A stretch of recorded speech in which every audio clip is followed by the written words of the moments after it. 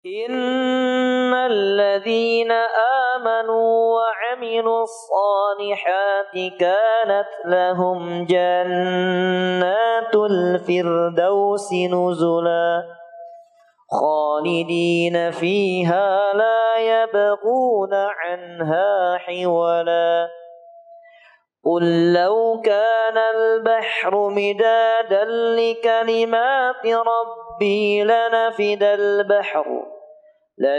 البحر قبل أن تنفد كلمات ربي ولو جئنا بمثله مددا. Baik, bismillahirrahmanirrahim. Assalamualaikum warahmatullahi wabarakatuh. Alhamdulillah hamdan katsiran thayyiban mubarakan fi kama yuhibbuna wa yarda. Asyhadu an la ilaha illallah wahdahu la syarika la wa asyhadu anna Muhammadan abduhu wa rasuluhu la nabiyya ba'da. Qala Allah Ta'ala fil Qur'anil Karim, a'udzu billahi minasyaitonir rajim. Ya ayyuhallazina amanu taqullaha haqqa tuqatih wa la tamutunna illa wa antum muslimun. Alhamdulillah, kita bersyukur pada Allah Subhanahu wa taala di hari yang penuh kebaikan ini, di hari Senin ini, di tengah mungkin kesibukan sebagian saudara kita, Allah masih memberikan kesempatan kepada kita semua untuk hadir di rumahnya ini, memakmurkan masjidnya ini, memakmurkan tempat yang paling mulia di muka bumi ini. Dan tentunya kita berharap, memohon kepada Allah Subhanahu wa taala agar Allah memberikan terus kenikmatan dalam ketaatan yang kita kerjakan, dan Allah terus memberikan kenikmatan tersebut dalam berbagai macam ibadah-ibadah yang kita lakukan.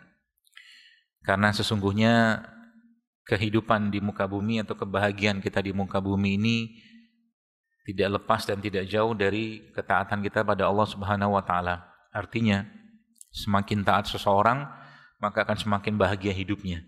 Jadi kalau ada orang hidupnya nggak bahagia, kemungkinan dia perlu meningkatkan ketaatan dia kepada Allah Subhanahu wa taala dalam bentuk berbagai macam aktivitas ruhiyah tentunya.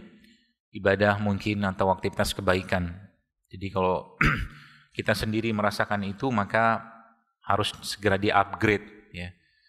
Karena makhluk yang paling tahu tentang kita ya, atau mungkin bagaimana menggoda manusia itu adalah iblis ya. Kalau mungkin dikatakan bank data terbesarnya di dunia internet adalah Google, maka bank data terbesar manusia itu yang pegang itu iblis gitu kan. Jadi dia tahu banget cara menggoda manusia. Termasuk di era-era pasca pandemi kemarin, kita tahu bahwa sebagian orang menikmati sekali kegiatan-kegiatan keagamaan dalam bentuk Zoom atau online mungkin ya. Sehingga mereka tidak tahu bahwa, atau mungkin lupa dan mungkin tergoda atau apalah bentuknya, kita lupa bahwa sesungguhnya memakmurkan masjid itu atau mungkin menghadiri majelis-majelis ilmu itulah bagian dari kita mengecas hati kita, memberikan kenikmatan atau merasakan kenikmatan dalam menuntut ilmu. Jadi sekarang mungkin ya mulai bergerak lah ya mungkin ya, kita tahu mungkin, tapi sebagian besar masih agak-agak enggan datang ke masjid ya. Padahal saya kira mungkin secara protokol segala macam sudah relatif tidak seketat dulu lah insyaallah ya. Dan mudah-mudahan sekali lagi kita mohon pada Allah agar Allah berikan terus semangat untuk kita menuntut ilmu dan mempelajari agama yang mulia ini, karena semakin kuat dan semakin luas ilmu kita, maka akan semakin tenang hidup kita. Jadi sekali lagi kalau ada masalah-masalah apapun dan kita paham tentang solusinya dalam Islam, maka kita akan tenang. Tidak lagi gerusak-gerusuk gitu loh, tidak lagi bingung ya. Karena janji Allah dan apa yang disampaikan tentunya Rasulullah SAW sudah sangat jelas. Tinggal kita mau ikutin atau tidak. Itu saja. Baik, jamaah sekalian, topik atau tema kita pagi ini ya, sesuai dengan mungkin yang saya share atau mungkin di-share oleh panitia, adalah tentang dua kerugian utama dalam kesehatan atau dua kerugian sempurna dalam kesehatan.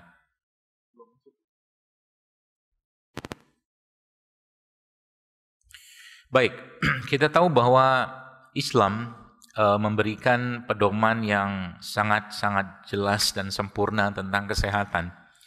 Bahkan kalau kita lihat dari rukun Islam yang kita ketahui ada 5 tentunya,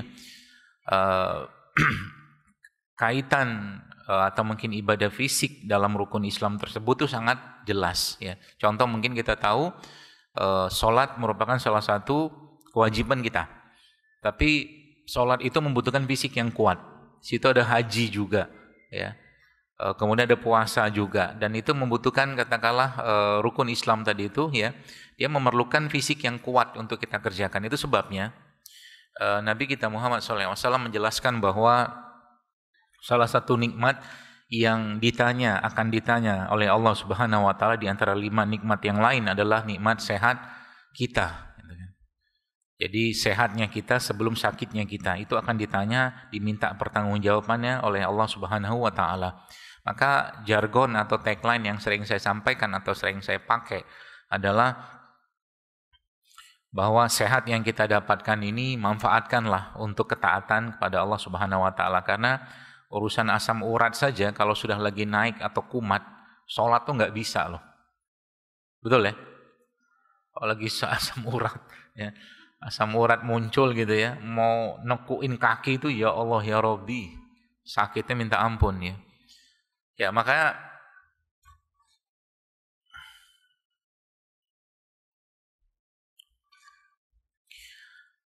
ya kita memohon tentunya sebagaimana doa di pagi hari kita atau mungkin di zikir pagi kita, yaitu Allahumma inni as'alukal afwa wal afiyah fid dunya wal akhirah. Ya, kita meminta keselamatan, kesehatan pada Allah kan gitu. Ya, tapi kesehatan tadi yang membuat kita atau kesehatan tadi membuat kita semakin dekat ya kepada Allah dan semakin menikmati katakanlah ibadah-ibadah yang kita lakukan dalam kesehatan tadi. Nah, jemaah sekalian, bicara tentang kesehatan, ya. Saya memang akhir-akhir ini banyak menggali lah, ya, menggali hadis yang dulu ya dan sekarang pun masih sering saya sebutkan tentang konsep sehat dalam Islam. Konsep sehat dalam Islam. Kita tahu bahwa Islam tidak mengenal sehat dari luar, tapi sehatnya dari dalam. Ya, sehatnya Islam itu atau yang diajarkan Nabi kita SAW itu bermulanya dari dalam. Ya, yang kita kenal hadis tersebut bunyinya tentang kolbu itu ya. Dia pusat kebaikan dan juga sekaligus dia pusat keburukan tentang kolbu itu. Ya, maka ini menarik nanti akan kita bahas apa kaitannya dengan tema kita, mudah-mudahan nanti akan sampai, tapi tidak di awal, tapi mungkin di ujung. Ya, di ujung nanti saya akan jelaskan. Baik, bahwa hadis sebut ya bunyinya kurang lebih kan kita tahu bahwa Nabi menyampaikan, ketahuilah dalam tubuh kita, tubuh manusia terdapat segumpal daging. Ya, jika daging itu baik, maka baiklah semua. Jika daging itu rusak, rusaklah semua. Itu konsepnya. Jadi konsep utama sehat dalam Islam itu. Ya, nanti urusannya apa panjang sekali ternyata. Ya, panjang sekali bahwa ternyata kondisi seperti asam urat sekalipun itu ada kaitannya ternyata. Ya, kondisi orang kena asam urat sekalipun atau mungkin gagal ginjal misalkan itu ternyata ada kaitannya dengan hadis ini. Ya, setelah saya coba ambil dari berbagai katakanlah sudut pandang gitu kan. Nah, kita tahu bahwa manusia ya kita ini diciptakan bukan cuma sekedar raga saja ya. Kita bukan sekedar raga saja, tapi ada jiwanya, ada hatinya di sana yang terlibat. Justru malah yang jadi pokok utama atau mungkin pengendalinya itu adalah si kolbu tadi. Ya, makanya kalau dia sudah rusak bermasalah dan masalah itu bisa jadi yang dia dapatkan pada suatu waktu dalam hidupnya atau mungkin warisan dari orang tuanya. Mungkin jamaah sekalian pernah mendengar istilah penyakit keturunan. Ada orang mungkin 1, 2, 3 generasi di atas mereka itu sakit jantung semua. Bahkan matinya karena sakit jantung. Ya. Kalau nanti mau iseng, ya, tapi nggak iseng sih, seriusin aja. Coba dilacak, ya, antara keluarga-keluarga ini, baik ibu bapaknya, ya, baik ibu atau bapaknya, ya orang tua itu, lihat dari mana garis keturunan penyakit tadi berasal. Maksudnya gini.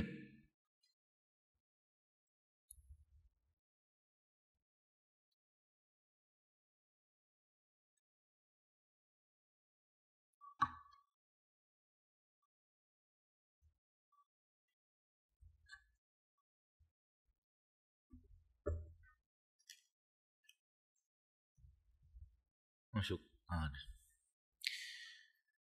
Ya baik, jadi garis keturunan sakitnya itu dari mana? Ya, contoh mungkin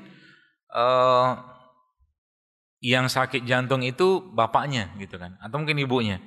Nah, coba Anda lihat, ya, apakah ada karakter kesamaan emosi, perasaan, atau sesuatu yang Anda mungkin nggak sadar atau kita mungkin nggak sadar, tapi sebenarnya itu masalahnya gitu loh. Ya, kenapa? Karena ya orang tua, Bapak Ibu sekalian, itu bukan cuma sekedar mewariskan kekuatan juga ke kita, ya. Tapi warisan dari orang tua kita tersebut itu juga ada kaitannya dengan emosi, perasaan yang dia rasakan. Baik, saya cerita begini, biar gampang dicernanya. Agak berat pembahasan soalnya. Kenapa dalam Islam kita dilarang menikah dengan orang yang tidak sekufu? Sekufu tahu ya? Sekufu itu satu level lah. Ya, kita dilarang. Ya, misalkan si suami atau istrinya itu mungkin punya tingkat pendidikan, kekayaan, status sosial yang sangat tinggi, jauh di atas istrinya. Ya, atau sebaliknya misalkan kita dilarang nikah dengan orang kayak begitu. Jadi nikah itu seanuan aja ya. Selevelan aja lah. Kenapa? Karena kalau seandainya tidak dibarengin dengan agama, ya, tidak dibarengin dengan agama, dengan ilmu ke pasangan atau si suami tadi atau si istri tadi yang punya status jauh lebih tinggi daripada pasangannya misalkan, maka yang muncul adalah hinaan. Hinaan.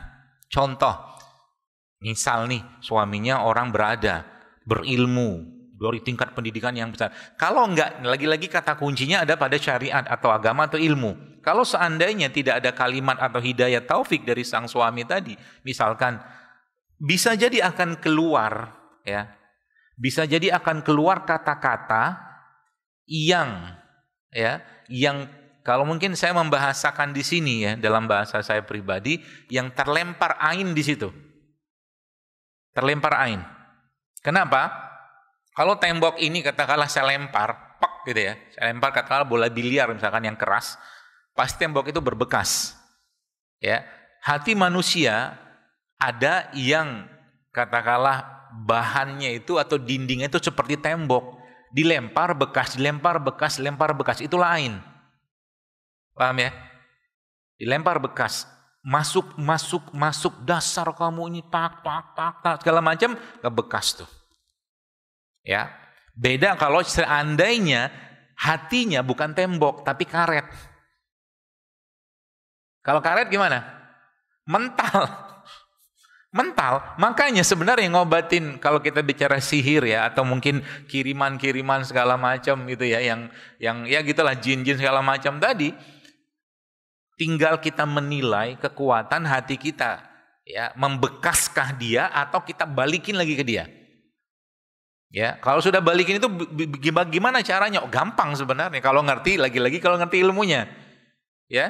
Kalau ngerti ilmunya lebih mudah, gampang, ya. Nah, kalimat-kalimat tadi Bapak Ibu sekalian, jamaah sekalian, itu sebenarnya dicetak ya oleh ibu khususnya atau dilempar kalimatnya oleh sang bapak misalkan saat ibu itu hamil.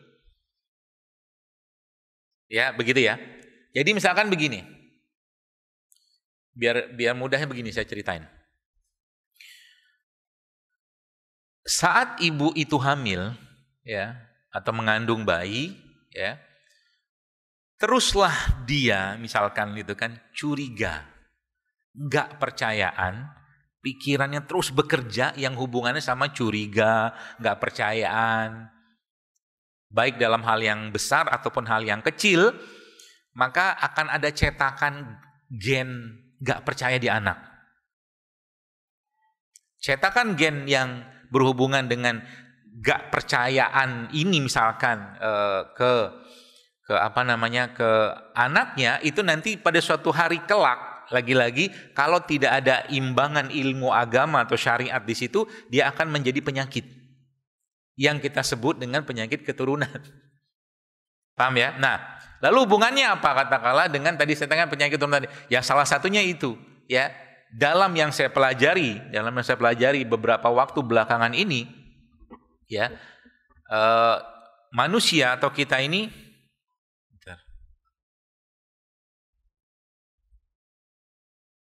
baunya kenceng banget.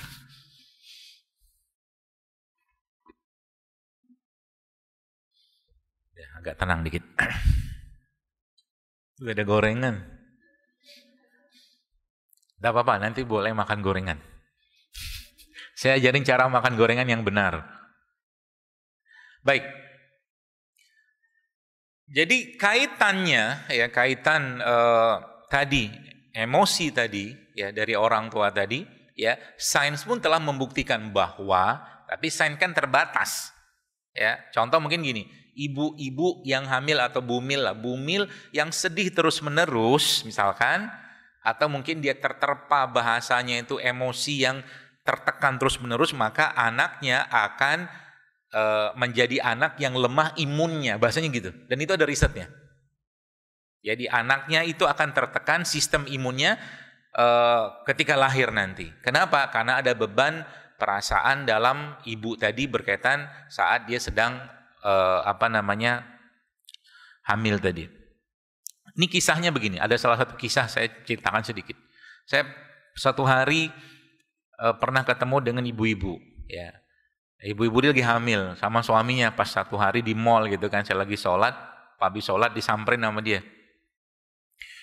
Terus dia bilang dia konsul, saya senang nih kalau konsul, bukan foto. Biasa kan ketemu foto yang lain lah dikit gitu. Tanya kayak yang hubungan dengan ilmu gitu, ya. Oke, lalu karena tadi saya baru datang langsung diajak foto. Lalu dia bilang begini, "Dok, saya dah hamil. Ini hamil yang kedua apa ketiga saya lupa lah." "Iya, kenapa, Bu?" Saya bilang. "Saya itu tuh tensi tinggi waktu hamil tuh apa namanya? Preeklamsi ya, eklamsi lah seperti itu." "Oh iya," saya bilang. Lalu saya senyum aja. Saya senyum karena udah sedikit banyak ngerti ilmunya gitu kan. Saya bilang sama dia gini, "Ibu sering curiga sama suami ya?" "Loh, kok tahu?" Curiga ini bukan bahasa curiga apa-apa ya, tapi nggak percayaan. Contoh nih nggak percaya nih, ini benar nggak air nih bisa nyembuhin sih? Itu curiga. Jadi kalau dia dipupuk terus-menerus, jadi masalah nanti. Itu sebabnya dalam Islam, kalau Anda, ibu sekalian, jamaah sekalian, buka surat Al-Mu'awwidzatain itu ya, Al-Ikhlas, Al-Falaq, An-Nas, coba lihat. Yang menarik di Al-Falaq sama An-Nas itu. Ya, apa menariknya? Coba saya lihatin itunya ya. Menariknya ini.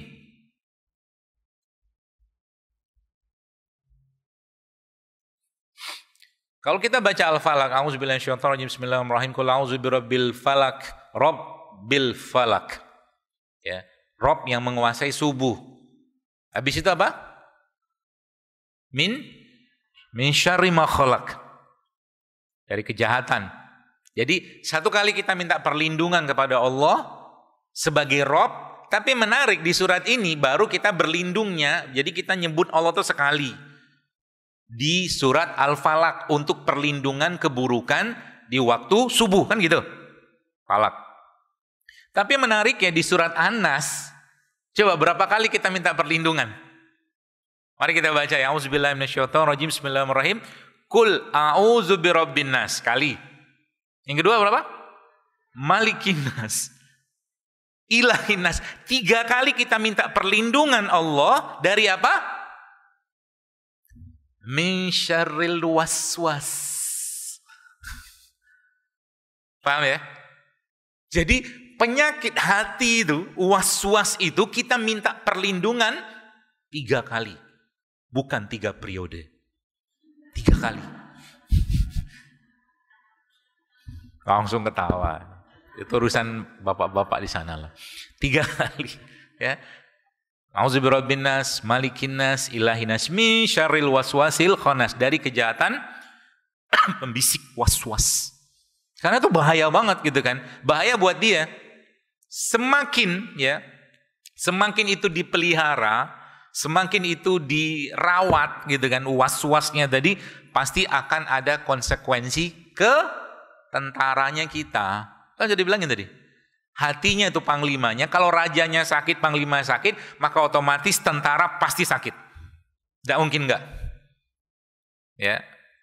Jadi nanti Anda akan mulai terbang pikirannya untuk mikir kenapa sekarang banyak angka atau kondisi, bukan kondisi sih ya, statistik lah ya.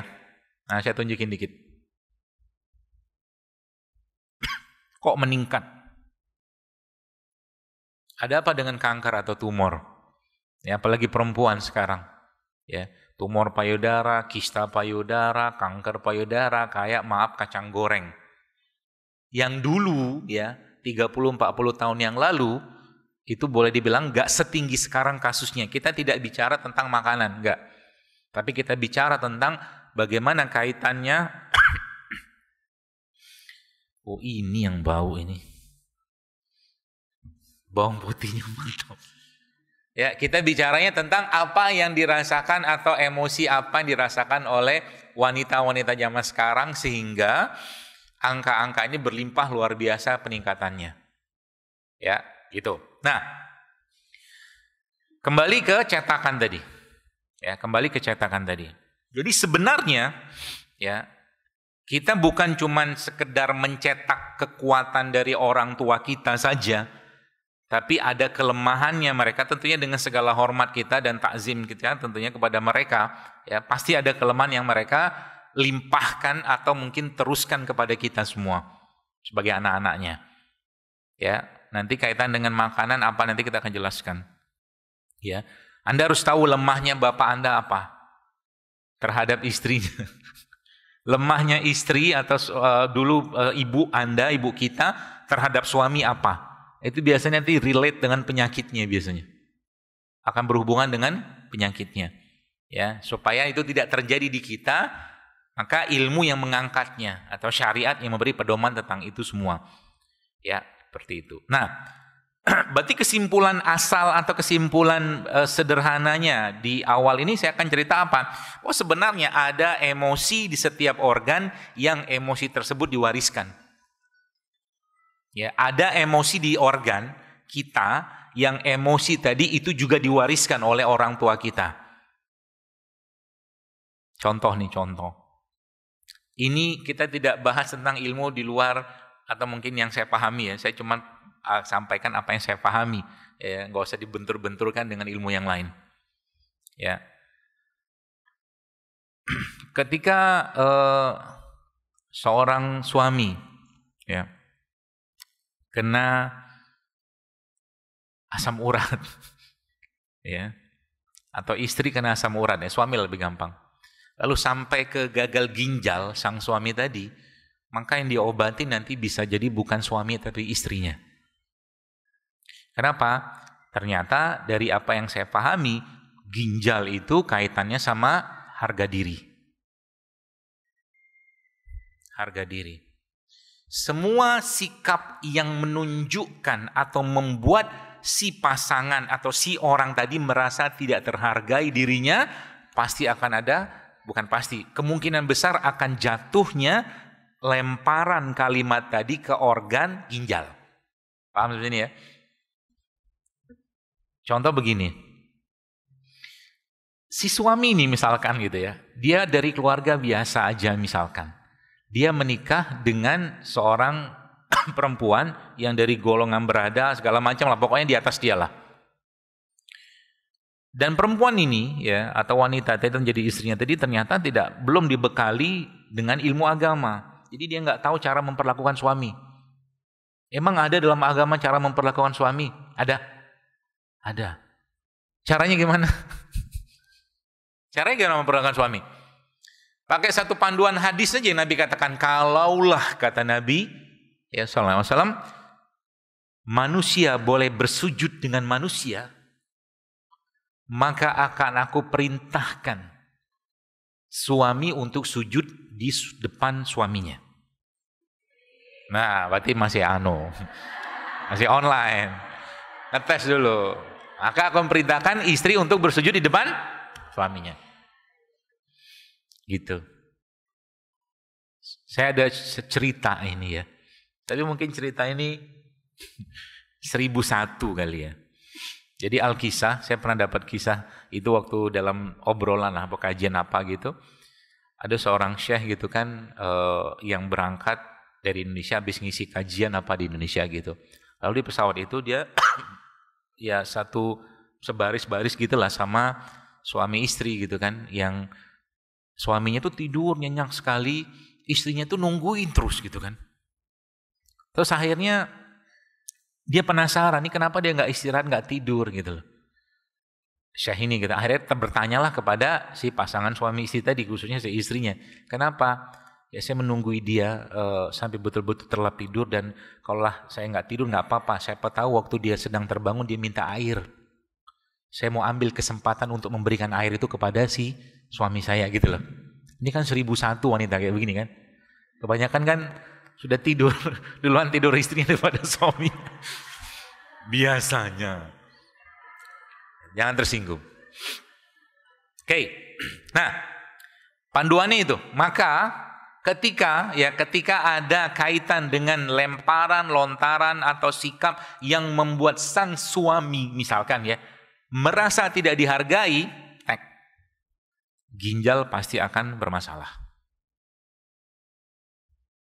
Dari mulai apa? Asam urat. Kan ginjal asam urat. Ya. Padahal saya itu cuman makan emping satu loh. Ya gitu kan? Saya cuman makan tempe sepotong kecil loh. Kok tiba-tiba asam urat saya naik? Kata suaminya gitu. Ternyata waktu dia makan itu udah mulai kebayang ya. Ada sikap, ada perkataan istrinya yang mengganggu harga diri dia sebagai seorang suami. Apalagi si suaminya tadi hatinya masih tembok. Tembok tahu ya? Lempar bekas. Ya, bukan kayak karet. Dia easy going aja. Lu mau kamu layani saya silakan. Layani pun silakan. Gitu loh. Udah tembok kayak begitu. Kalau sudah karet kayak begitu. Ya. Itu begitu. Ini salah satu contohnya. Sampai nanti ya kalau seandainya itu terus berlanjut, ya tinggal tunggu ya. Kemungkinan besar akan gagal ginjal. Ini yang saya temuin. Kalau usianya di bawah 45 tahun, biasanya susah sembuhnya. Dan ini yang saya sampaikan ini tuh bukan saya ngomong aja, tapi memang saya lihat ya, diteliti juga, saya perhatikan, saya amati segala macam, ternyata benar. Ada satu case kayak begitu banget. Dan saya ngerti ini bagaimana sikap sang istri ini kepada suaminya. Saya tahu banget dari kalimat-kalimat dia beberapa waktu gitu loh. Gak ada respect-respectnya kurang lebih. Tanpa sadar dia ucapin itu, dan ternyata ucapan itu membekas. Ya, jadi hati-hati dengan kalimat. Ya, hati-hati dengan kalimat. Makanya cetakan itu Bapak Ibu sekalian, itu akan dicetak dari 0 tahun sampai 5 tahun. Cetakannya, defaultnya. Ya, dia akan dicetak dari 0 sampai 5 tahun. Ya. Jadi ketika dulu ya, karena anak-anak itu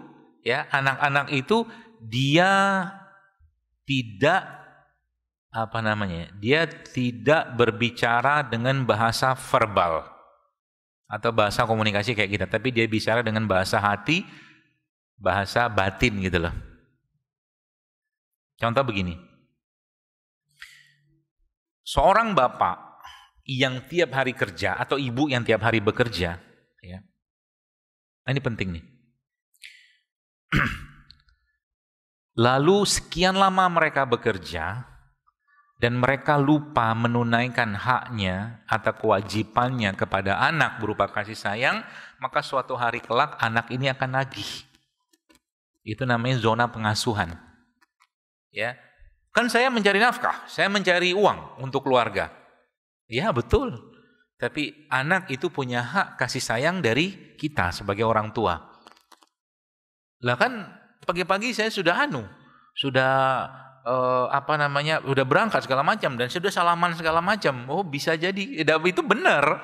Tapi pernahkah kita menyampaikan atau mungkin si bapak tadi atau orang tua tadi menyampaikan permohonan kepada anak karena hak kasih sayangnya dia ya tidak begitu optimal bisa dilakukan, kadang-kadang kita lupa atas nama mencari nafkah, paham ya? Atas nama mencari nafkah. Sehingga bagaimana caranya supaya zona pengasuhan tadi itu bisa tetap stabil dan tidak menimbulkan masalah? Ya harus ngomong ke anak, "Nak, ayah kerja dulu ya. Mohon maaf mungkin nggak bisa nemanin kamu hari ini ya." Sambil diapain? Sambil dipeluk, dirangkul, dicium. Paling tidak dia merasakan itu. Nah kadang-kadang kan lupa. Anak tidur, udah berangkat. Bahkan kadang-kadang tidur sebenarnya nggak masalah kita ngomong sama mereka. Ya, pulang juga kita ngomong gitu kan. Jadi kayak begini akhirnya zona pengasuhan dia, ya itu tetap stabil. Nah saya cerita sedikit biar Bapak Ibu paham. Ini baru kasusnya baru. Ada suami istri lah yang dia ketemu ya menikah gitu kan. Menikahnya memang saya lupa dia itu dijodohin atau saling cinta. Karena kalau orang menikah karena dijodohin sama saling cinta itu beda penyakit. Beda. Lu gak percaya? Kalau orang menikah karena dijodohin akan bisa jadi karakter penyakitnya sama, nggak ada yang stopper. Yang satu bablas terus. Contoh suaminya suka banget sama tepung, istrinya juga sama tepung. Dua-duanya nanti ketemu diabetes. Itu paham ya? Tapi kalau seandainya dia saling cinta, maka suaminya akan jadi stopper buat istrinya atau sebaliknya. Biasanya begitu tuh. Jadi kalau ketemu suami istri penyakitnya sama, ya ini dari yang saya dapatkan gitu kan, coba dicek. Kira-kira ini dulu nikahnya dijodohin atau saling cinta. Atau dipelet yang ketiga. Ya, bisa jadi. Nah, jadi ibu ini sama bapak ini sama nasib. Kenapa sama nasib? Ibu ini kena kanker payudara seingat saya. Ya. Dan perkembangan itu sudah luar biasa. Sampai sudah metas atau apa saya lupa gitu. Nah, ditanyalah tentang zona pengasuhannya. Karena bagi perempuan kasih sayang itu menjadi suatu hal yang sangat utama ya dalam menjaga kestabilan emosinya dia. Oke? Lalu ternyata didapatkanlah bahwa pertanyaan cuma satu kepada si ibu ini.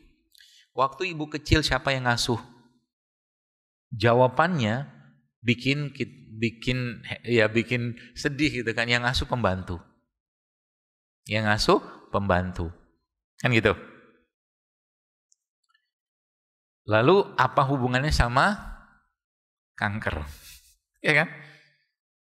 Baik, saya cerita ini, saya tutup dulu di sini ya. Kita terbang dulu ke zaman Nabi Adam.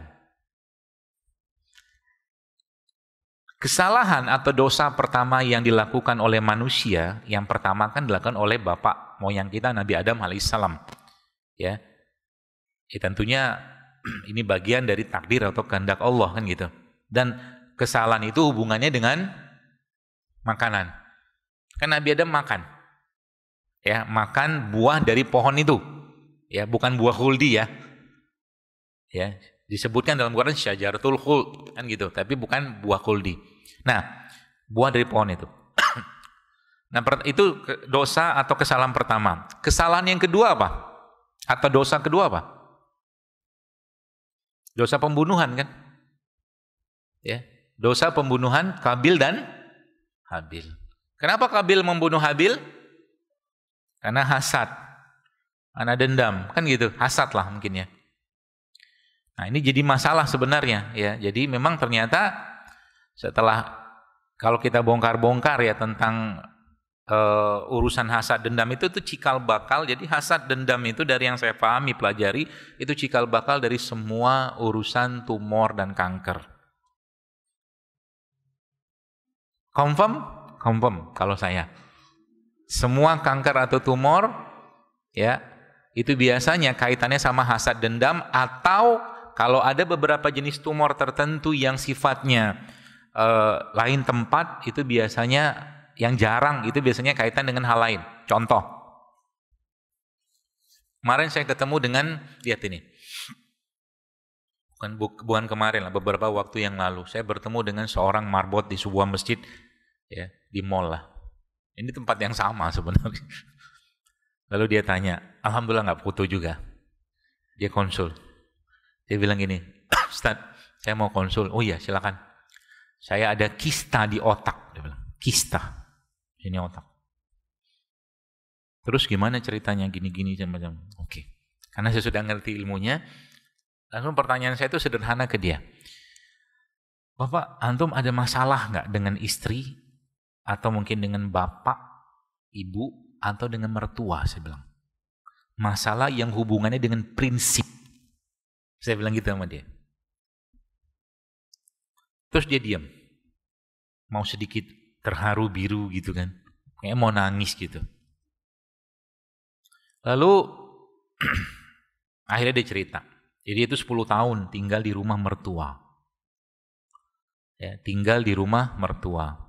Dan mertuanya tuh hampir saban hari berantem. Yang pertama. Yang kedua, mertuanya nggak sholat. Setiap dia ngingatin itu ke mertuanya, langsung di counter balik. Lemparan lagi kan? Ingat tembok tadi itu loh. Jadi, kamu tuh siapa? Gitu loh. Menantu lah, inilah itu segala macam. Udah, tak kena dapat. Prinsip kan? Apalagi prinsipnya hubungan sama agama. Dia saya bilang, jadi gimana solusi Ustaz? Pindah, saya bilang. Pindah. Harus pindah. Mau sembuh, pindah dulu. Enggak ada herbal atau apapun yang bisa ngobatin ini kecuali antum pindah. Terlebih dahulu, itu solusinya. Sama kayak kisah beberapa waktu yang lalu, ada seorang ibu-ibu tanya ke saya. Ibunya teman saya gitu kan, dia bengkak sini. Hati-hati nih dengan ibu-ibu. Jadi dia panggilkan Zaidul. Zaidul, ibu mau tanya. Dia bilang, oh ya bu, gimana bu, gini. Oh ya, ibu tuh ada benjolan di leher. Sini. Ya. Lalu dia panjang lebar cerita segala macam. Terus bilang, ibu ada yang mengganjel enggak dengan keluarga, anak-anak ibu atau menantu ibu? Saya bilang. Baru saya nanya gitu sama dia, nangis dia. Ya. Jadi singkat ceritanya itu sepertinya yang saya coba dapatkan informasinya, kan gini, orang tua itu pasti punya karakter anak kesayangan, ada. Mau nggak mau itu harus diakuin. Ya, Nabi Yakub aja sayangnya Nabi Yusuf. Itu Nabi loh. Apalagi kita pasti ada kecenderungan kita lebih senang dengan anak nomor pertama kayak apa kayak gitu, seperti itulah. Jadi ternyata ibu ini kisahnya apa coba? Sampai akhirnya jadi masalah di situ tuh. Emosi lagi kan? Ternyata dia tinggal di rumah anak yang dia nggak pengen tinggal di situ. Coba. Masalah kan? Masalah. Gitu kan? Terus apa yang terjadi setelah itu? Apakah kankernya tumor sembuh? Bukan itu dulu yang pertama. Dia plong. Dia udah mulai ngerasa badan lebih fit, lebih segar. Ininya yang kita obatin pelan-pelan gitu loh. Gak langsung seketika hilang, oh enggak, bukan. Nah, itu yang saya bilang tadi, sepanjang ini enggak dibenerin, gak usah mikir herbal apapun. Ya, maka dalam Islam, ya, kunci pengobatan atau kunci dari semua masalah kehidupan kita itu apa? Ikhlas, sabar. Itulah. Bagaimana cara atau bagaimana tahu bagaimana kita menganalisanya, kita yang tahu sendiri Bapak Ibu sekalian. Makanya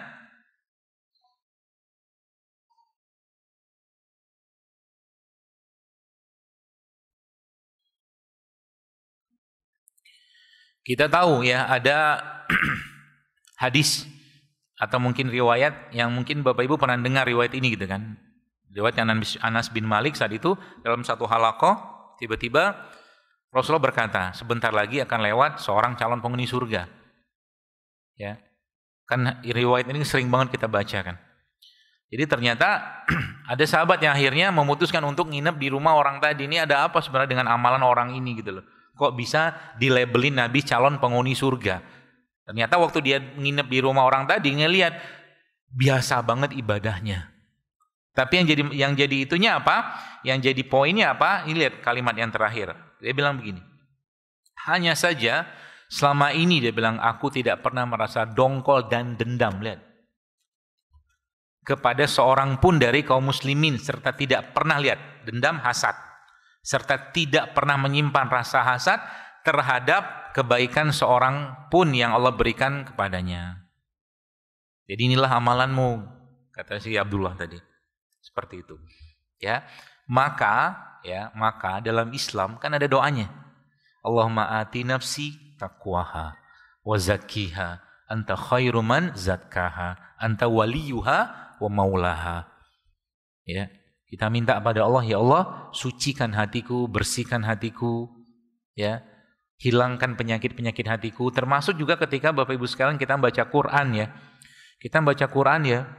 Bolehkah kita berdoa atau memohon kepada Allah terlebih dahulu dengan bacaan-bacaan Quran tadi atau mungkin dengan huruf-huruf tadi? Boleh. Ya. Contoh mungkin sebelum Anda baca Quran, Anda diam sebentar, niatkan dalam hati, ya Allah, aku membaca Quran ini karena Engkau. Ya Allah, jadikan setiap huruf yang ku baca ini membersihkan penyakit hatiku, hasad, dendam, iri, segala macam. Boleh? Boleh. Sehingga nanti ada rasa dalam Quran yang kita baca. Termasuk juga, bolehkah kita meniatkan itu ketika kita sedang melakukan ibadah-ibadah yang lain? Boleh, sholat. Anda sholat sunnah. Boleh nggak? Boleh, sholat sunnah. Lalu Anda diam sebentar sebelum Anda takbiratul ihram, diam sebentar. Niatkan lebih kuat lagi kepada Allah. Ya Allah, jadikan sholatku ini penyembuh bagi sakit hatiku. Bisa. Nanti lama-lama akan plong gitu loh. Habis lama-lama ya. Nah, itu dua kisah tuh. Nah, makanya dalam Islam kita tahu bahwa solusi dari semua itu ya ikhlas. Ikhlas itu apa? Ya serahkan diri. Ya hayyu ya qayyum bi rahmatika astaghitsu asli li sya'ni kullahu wa la takilni la nafsi tarfata aini. Contoh mungkin anaknya dititipin di pondok. Tiap hari was-was. Bapak ibunya cemas, ya anakku gimana, makannya gimana, tawannya gimana. Padahal cukup dengan kalimat, ya Allah, ku titipkan anakku kepadamu. Selesai. Itu kan? Titipkan. Allah sebaik-baik yang menjaga. Suaminya pergi keluar gitu kan. Mulai itu muncul was-was segala macam. Ya, dugaan macam-macam gitu kan. Bagaimana caranya?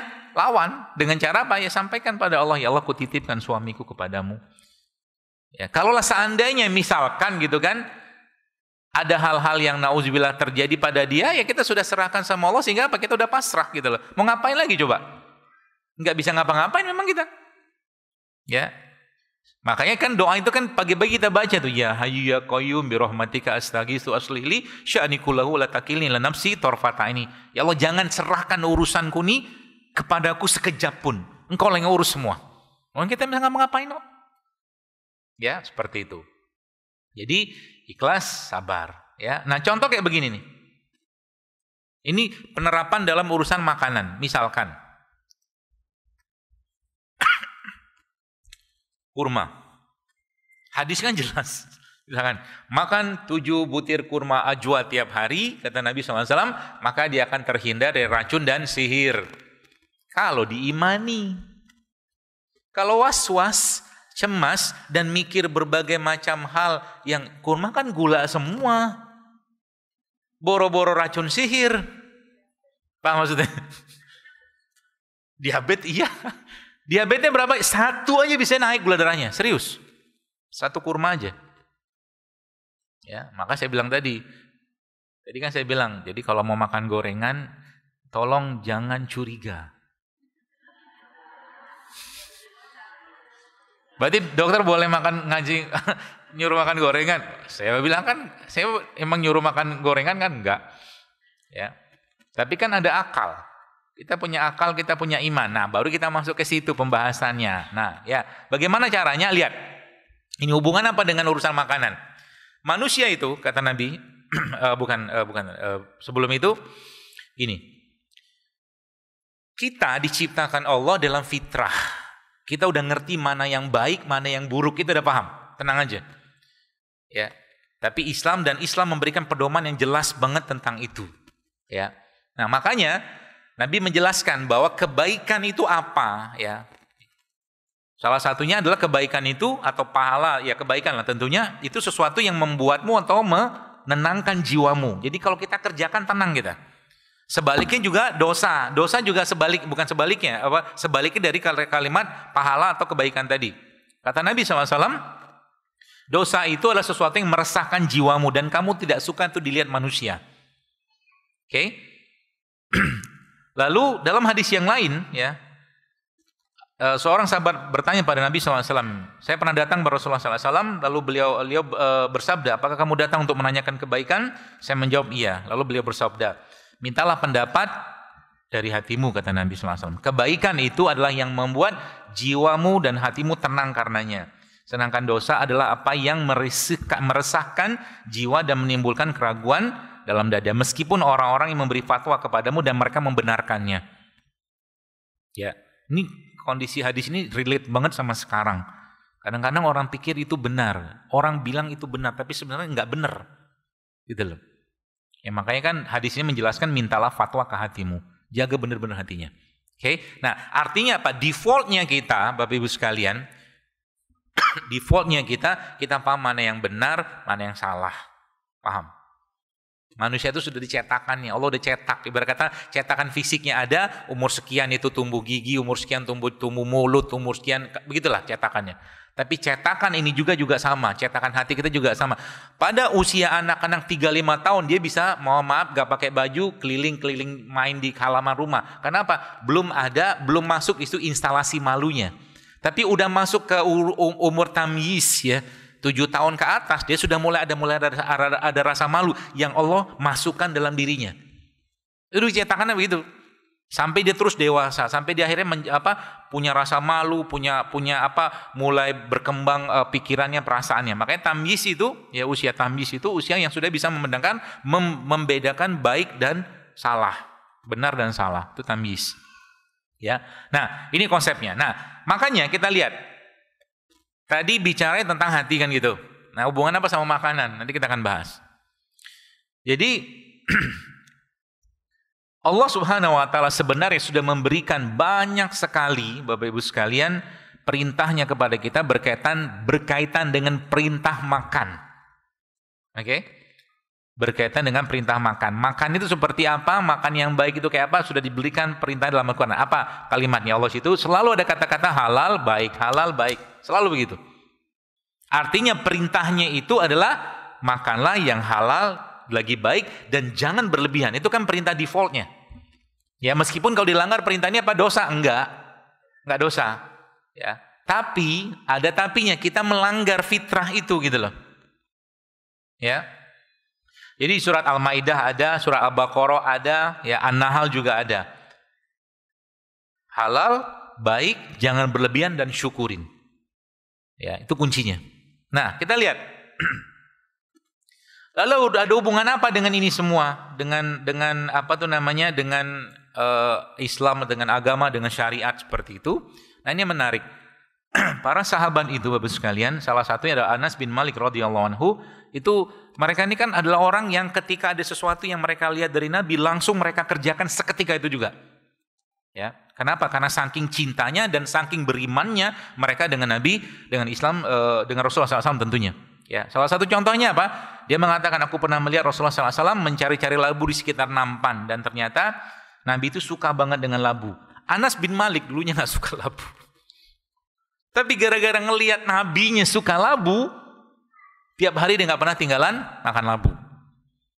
Ya, jadi di atas bicara khasiat dari suatu produk ada kecintaan, paham ya? Di atas bicara khasiat dari suatu produk, pisang kayak begini kan, pisang ini kan sehat. Misalkan, kalau mungkin kita kaitkan sama hadis tadi, misalkan pisang juga pernah disebutkan Nabi itu suka banget makan pisang, harusnya kita makan pisang. Gitu loh maksudnya. Jadi di atas khasiat itu ada kecintaan. Kecintaan yang ditautkan kepada Allah atau kepada Rasulullah sallallahu alaihi wasallam. Ya, maka ini ya, kalimat ini katakanlah barang siapa mengkonsumsi 7 butir kurma ajwa tiap hari, dia tidak akan terhindar dari racun dan sihir. Kalau itu dilakukan dengan cinta, aman semua. Dilakukan dengan ketaatan, aman semua. Dilakukan dengan keimanan, aman semua. Beda ceritanya ketika ada orang ya, dia misalkan gini. Gak usah ini deh. Ada kunyit gak? Gak ada. Anggaplah ini.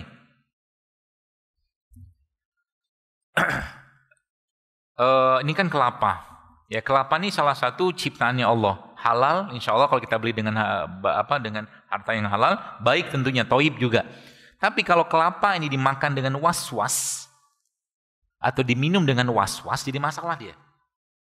Itu masalahnya, ya. Jadi jangan lemparkan pikiran-pikiran buruk kepada makanan atau sesuatu yang akan kita konsumsi. Itu poinnya. Jadi bagaimana caranya? Bagaimana Nabi mengajarkan, itulah yang kita kerjakan. Contoh, Nabi kalau suka dengan suatu makanan, Nabi muji tidak, tapi Nabi makan. Nabi kalau nggak suka dengan satu makanan, maka Nabi Nabi tinggalkan, nggak diejek. Nggak dihina makanan tadi kalau nggak suka. Itulah adab. Ya, jadi kalau nggak suka, misalkan dokter suka dikasih gorengan, makan nggak? Enggak. Tapi saya nggak ejek. Yang mau makan gorengan makan, silakan aja. Tapi saya nggak mau gorengan. Kenapa? Karena akal sehat saya sudah ngasih tahu. Kalau ini terus-menerus dikerjakan akan muncul masalah dan tubuh kita itu tidak akan bisa dibohongin.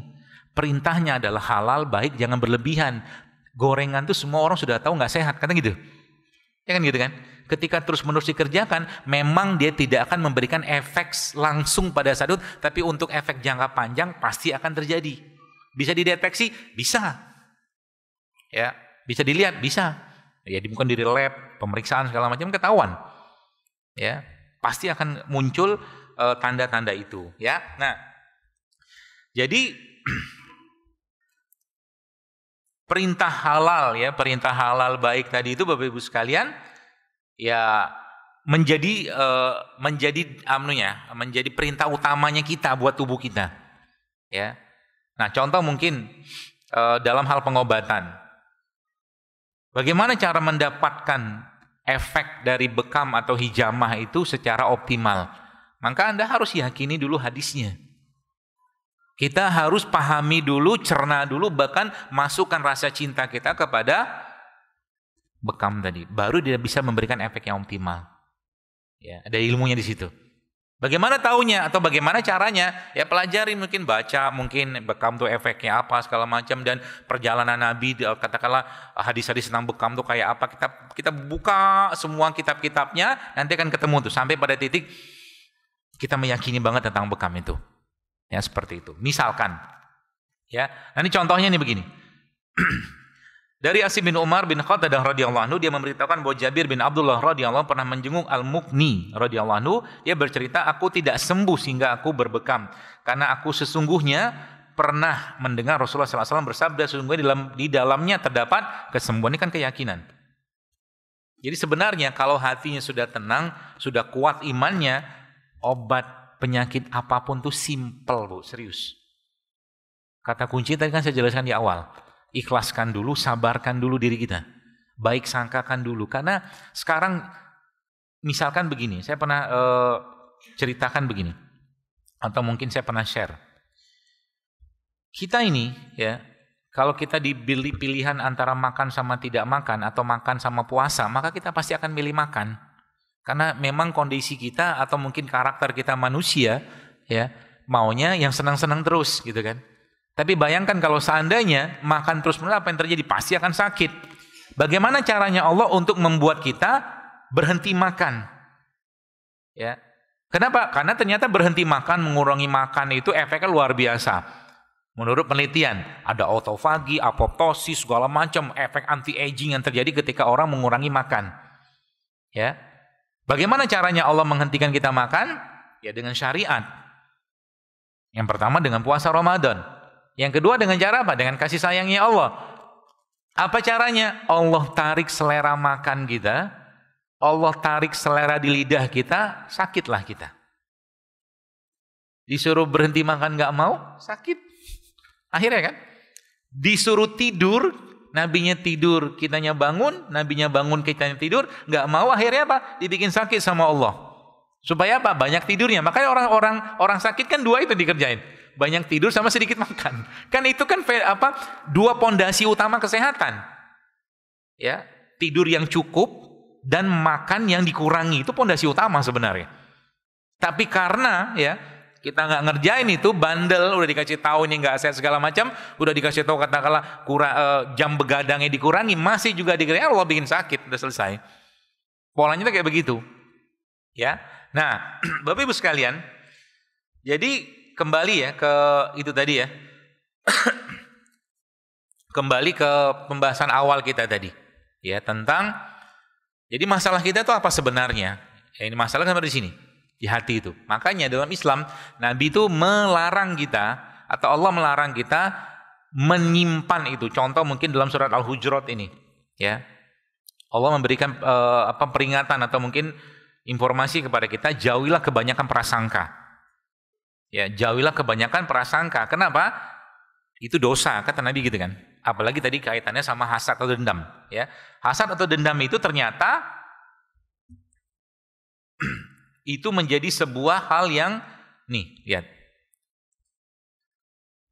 Kata Nabi SAW, adalah hasad, karena hasad itu memakan segala kebajikan, bagikan api memakan kayu bakar. Yang pertama, hindarilah dendam. Kenapa dendam? Karena Nabi mengatakan orang yang paling dibenci Allah adalah orang yang paling pendendam. Ya, jadi kita yang harus menilai diri kita, ya, ini kira-kira masalahnya apa. Sehingga nanti apa? Kalau ditanya berarti kerugian sebenarnya, nah ini nih, kerugian sebenarnya dalam urusan kesehatan itu kalau apa? Kalau yang dimakan nggak benar, emosinya bermasalah. Itu kerugiannya. Ya, kalau yang dimakan tidak benar, melanggar fitrahnya dia sudah tahu itu dan emosinya bermasalah. Contoh tadi, yang dikasih misalkan sama orang itu memang, misalkan orang itu makan yang sebelum kan nggak sehat gitu ya, nggak sehat, miskin serat, tinggi kalori apa segala macam. Contoh begini, nah, ini kan contoh nih, ini sosis. Sosis pabrikan, ya kita semua sudah tahu lah, itu kira-kira makanan sehat atau tidak kan sudah tahu, nggak usah kita bahas, ya. Tapi ya ketika sosis ini dimakan dalam kondisi misalkan, ini kayak suaminya misalkan sedang dizolimi istri atau istri zolimi suami, maka dia bisa bikin asam urat. Sampai sini paham ya? Ya, itu kerugiannya. Jadi udah yang dimakan nggak bener, nggak beres, emosinya pun nggak beres. Ya bukan mencurigai ini, bukan. Ngapain dicurigain? Udah jelas-jelas nggak bener, kan nggak perlu curigain. Tapi saat itu misalkan dia makan sosis ini misalkan udah nggak bener, lalu dalam kondisi dia curiga misalkan dengan orang dengan segala macam, ini bisa bikin naik tensi, naik tekanan darahnya. Bahkan kalau sudah bibit-bibit itu sudah tertanam dalam dirinya, bisa jadi makan satu ini stroke dia. Kejadian banyak kayak begitu. Ya. Makanya kalau ada orang, ini dalam yang saya pelajarin ya. Orang yang sakit ini dengkulnya ini tuh. Dengkul ada beban di sini. Terlalu besar yang tidak tampak, ada gajah di pundaknya yang tidak tampak, yang dia tidak bisa keluarkan. Ya, dia tidak ketemu cara menyalurkan katakanlah emosinya tadi itu gitu loh. Mungkin dia nggak suka dengan sesuatu, anaknya, menantunya, ya misalkan gitu ya. Atau mungkin dengan orang lain, tapi dia nggak bisa ngomong, jadi gajah di sini. Dengkulnya bermasalah. Itu salah satunya, ya. Nah, jadi bagaimana Caranya kita menjaga itu semua ya perlahan-lahan kita minta bersihkan. Makanya kan kita lihat, kalau kita lihat para sahabat itu atau para tabi'in, tabi'ut tabi'in itu kan kalau kita lihat beberapa riwayat itu menarik sekali mereka tuh. Ya, salah satunya adalah Sufyan bin Dinar berkata, aku berkata pada Abu Bishr, dan dia termasuk muridnya Ali bin Abi Thalib. Beritahukan kepadaku amalan-amalan orang sebelum kita. Lalu dia berkata, mereka sedikit beramal tapi mendapatkan pahala yang banyak. Lalu aku berkata, mengapa bisa demikian? Dia berkata, karena selamatnya dan bersihnya hati mereka. Ya, jadi kita nggak pernah bisa tahu hati kita sedih kadang-kadang. Ya, tapi kita bisa merasakan hati itu sedang baik, sedang sehat, itu bisa tahu tuh. Makanya kan dalam Islam dibagi 3, kolbun marid, hati yang sakit, kolbun mayit, hati yang mati, kolbun salim, hati yang sehat. Kita yang tahu. Ya, makanya jangan pernah ya pintu-pintu itu kalau bisa dihindari. Ya, maksudnya pintu itu apa? Pintu untuk menjadi celah di mana hati kita terganggu. Ya, contoh begini. Ya, sekarang kan banyak berita korupsi itu. Korupsi lah ini tuh segala macam, itu tiap hari seperti itulah. Apakah itu bisa mempengaruhi hati kita? Bisa. Ya, kalau kita tidak ada kaitan dan bukan urusan kita, bukan pekerjaan kita, misalkan ada polisi atau mungkin jaksa segala macam, itu lain cerita. Enggak usah sering-sering lihat gituan. Ya, apalagi hal-hal yang enggak benar. Contoh nih. Mungkin yang kemarin sempat lihat berita bahwa dalam salah satu stasiun berita nasional, internasional, itu sebutkan bahwa Arab Saudi melegalkan alkohol. Ada beritanya tuh. Ternyata waktu di cross check sampai detik ini pun ternyata enggak. Gitu loh. Jadi berita-berita atau media-media seperti itu tuh yang memang punya kecenderungan untuk merusak ya ketentraman atau kenyamanan umat Islam, jangan sering-sering dilihat, apalagi jelas-jelas media itu memusuhi Islam. Ya, jangan dilihat ya seperti itu. Nah,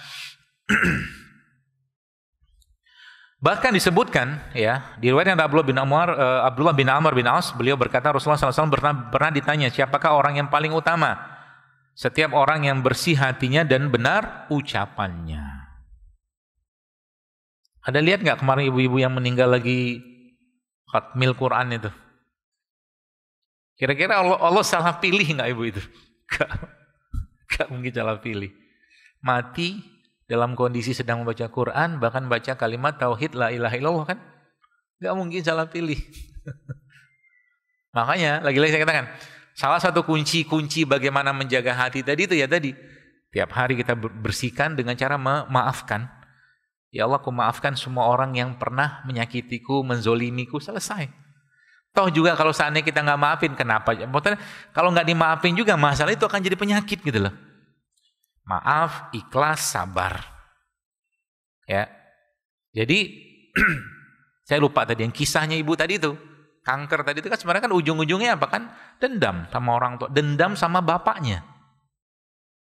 Karena hak dia nggak terpenuhin kan? Dendam sama orang tuanya. Ya, maka maaf, ingat baik-baik 3 kan. Maaf, ikhlas, sabar. Itulah kuncinya. Ya. Apakah itu cuma sekedar dalam hati? Enggak, Anda harus declare. Kalau perlu orang yang memang bermasalah dengan kita atau ada yang bermasalah dengan kita ngomong kepada Allah, ya Allah, saya maafkan fulan, saya ikhlaskan. Supaya apa? Enggak masalah ini. Jadi kita nanti betul-betul bisa merasakan kolbun salim itu. Ya. Seperti itu. Nah, terus hadis ini berlanjut. Para sahabat bertanya, orang yang benar ucapannya telah kami pahami maksudnya. Rasulullah, lantas apakah yang dimaksud dengan orang yang bersih hatinya? Lalu Rasulullah SAW menjawab, dia adalah orang yang bertakwa atau takut kepada Allah, yang suci hatinya, tidak ada dosa dan kedurhakaan di dalamnya, dan lihat, tidak ada dendam dan hasad. Ya. Allahumma ma asbahabi min ni'matin aw bi ahadin min khalqika faminka wahdaka la syarika lak walakal hamdu walakal syukru. Coba lihat arti bacaan zikir pagi itu. Artinya apa? Ya Allah, jangan timbulkan ya hasad iri dalam hatiku atas nikmat yang kau berikan kepada orang lain, kan gitu. Karena memang paling susah jaga ini, Bu. Ya. Sedikit saja bermasalah melenceng dia pasti akan muncul masalah. Bahkan urusan yang berkaitan dengan makanan pun juga akan jadi masalah. Ya. Jadi kalau tadi ya saya jelaskan di awal tadi tentang kanker, tumor segala macam tadi itu ya tidak jauh-jauh dari ini sebenarnya. Ya. Makanya Nabi kan berdoa. Doa Nabi yang kita sering dengar, Allahumma inni a'udzubika minal hammi wal hazan. Sedih, takut, malas, pengecut. Ya, kita berlindung meminta pada Allah ya dari 4 hal tadi ya, dan Nabi ajarkan seperti itu. Nah, jadi sabar ya, jadi sabar, ikhlas. Jadi misalkan ada orang sakit enggak sembuh-sembuh. Ya, sakit enggak sembuh-sembuh. Lalu bagaimana caranya? Ya sabar. Ikhlaskan, nanti Allah akan kasih jalannya gitu loh. Ada titik nanti di mana dia cuma minum air putih saja, tapi karena dengan keikhlasan, karena dengan ketawakalan yang tinggi, dengan keyakinan yang tinggi, maka Allah bersihkan semua penyakitnya hanya dengan air putih saja.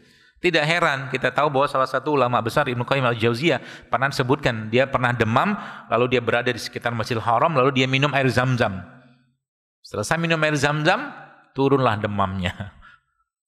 Kenapa bisa begitu? Ya memang kuatnya dugaan dia kepada air Zam-Zam atas apa yang disampaikan oleh Nabi Shallallahu Alaihi Wasallam. Nah, makanya menyikapi itu bagaimana caranya? Ini yang Nabi jelaskan. Kata Nabi, ajib, ya, mengagumkan urusan atau keadaan mukmin itu.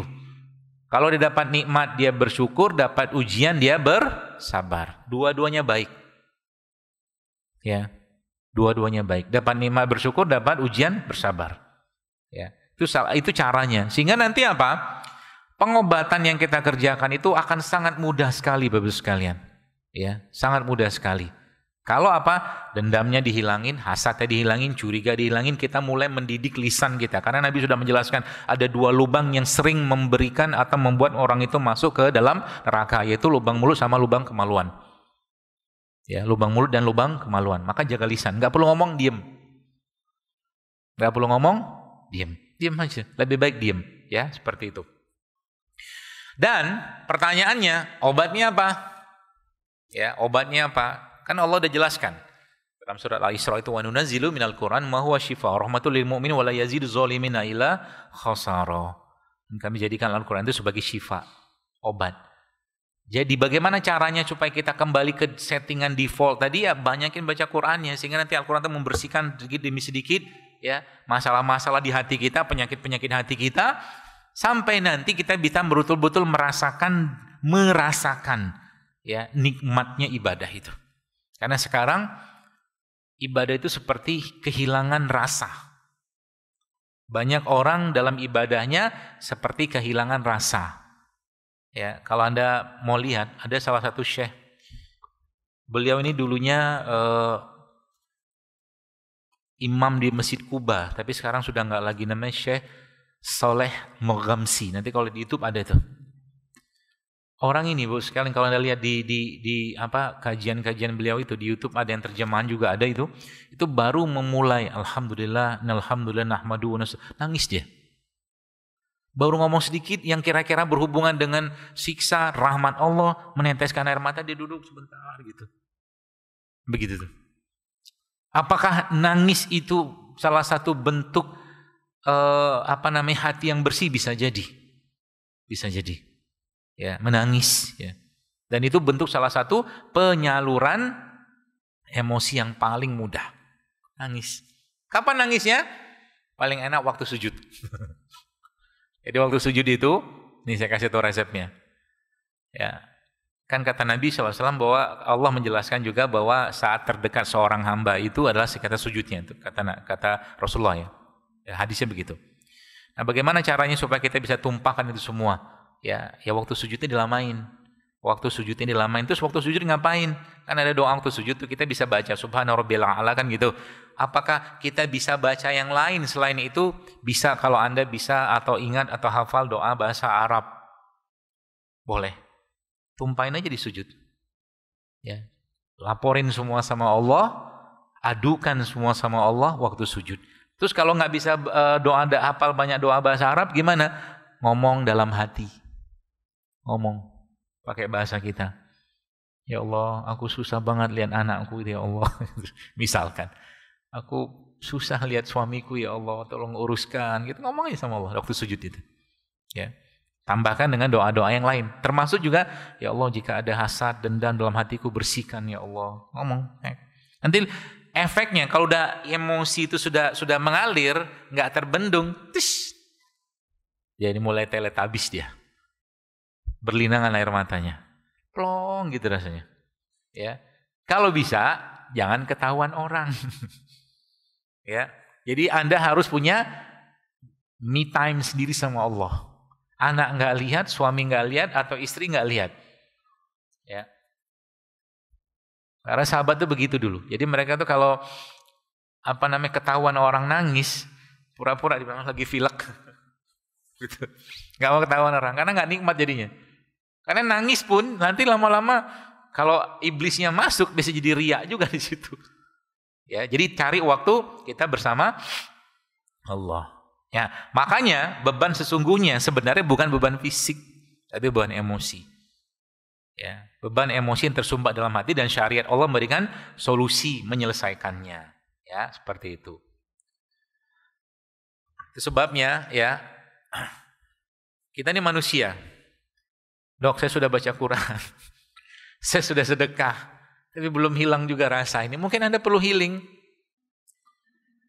Ya mungkin keluar ketemu teman gitu ya.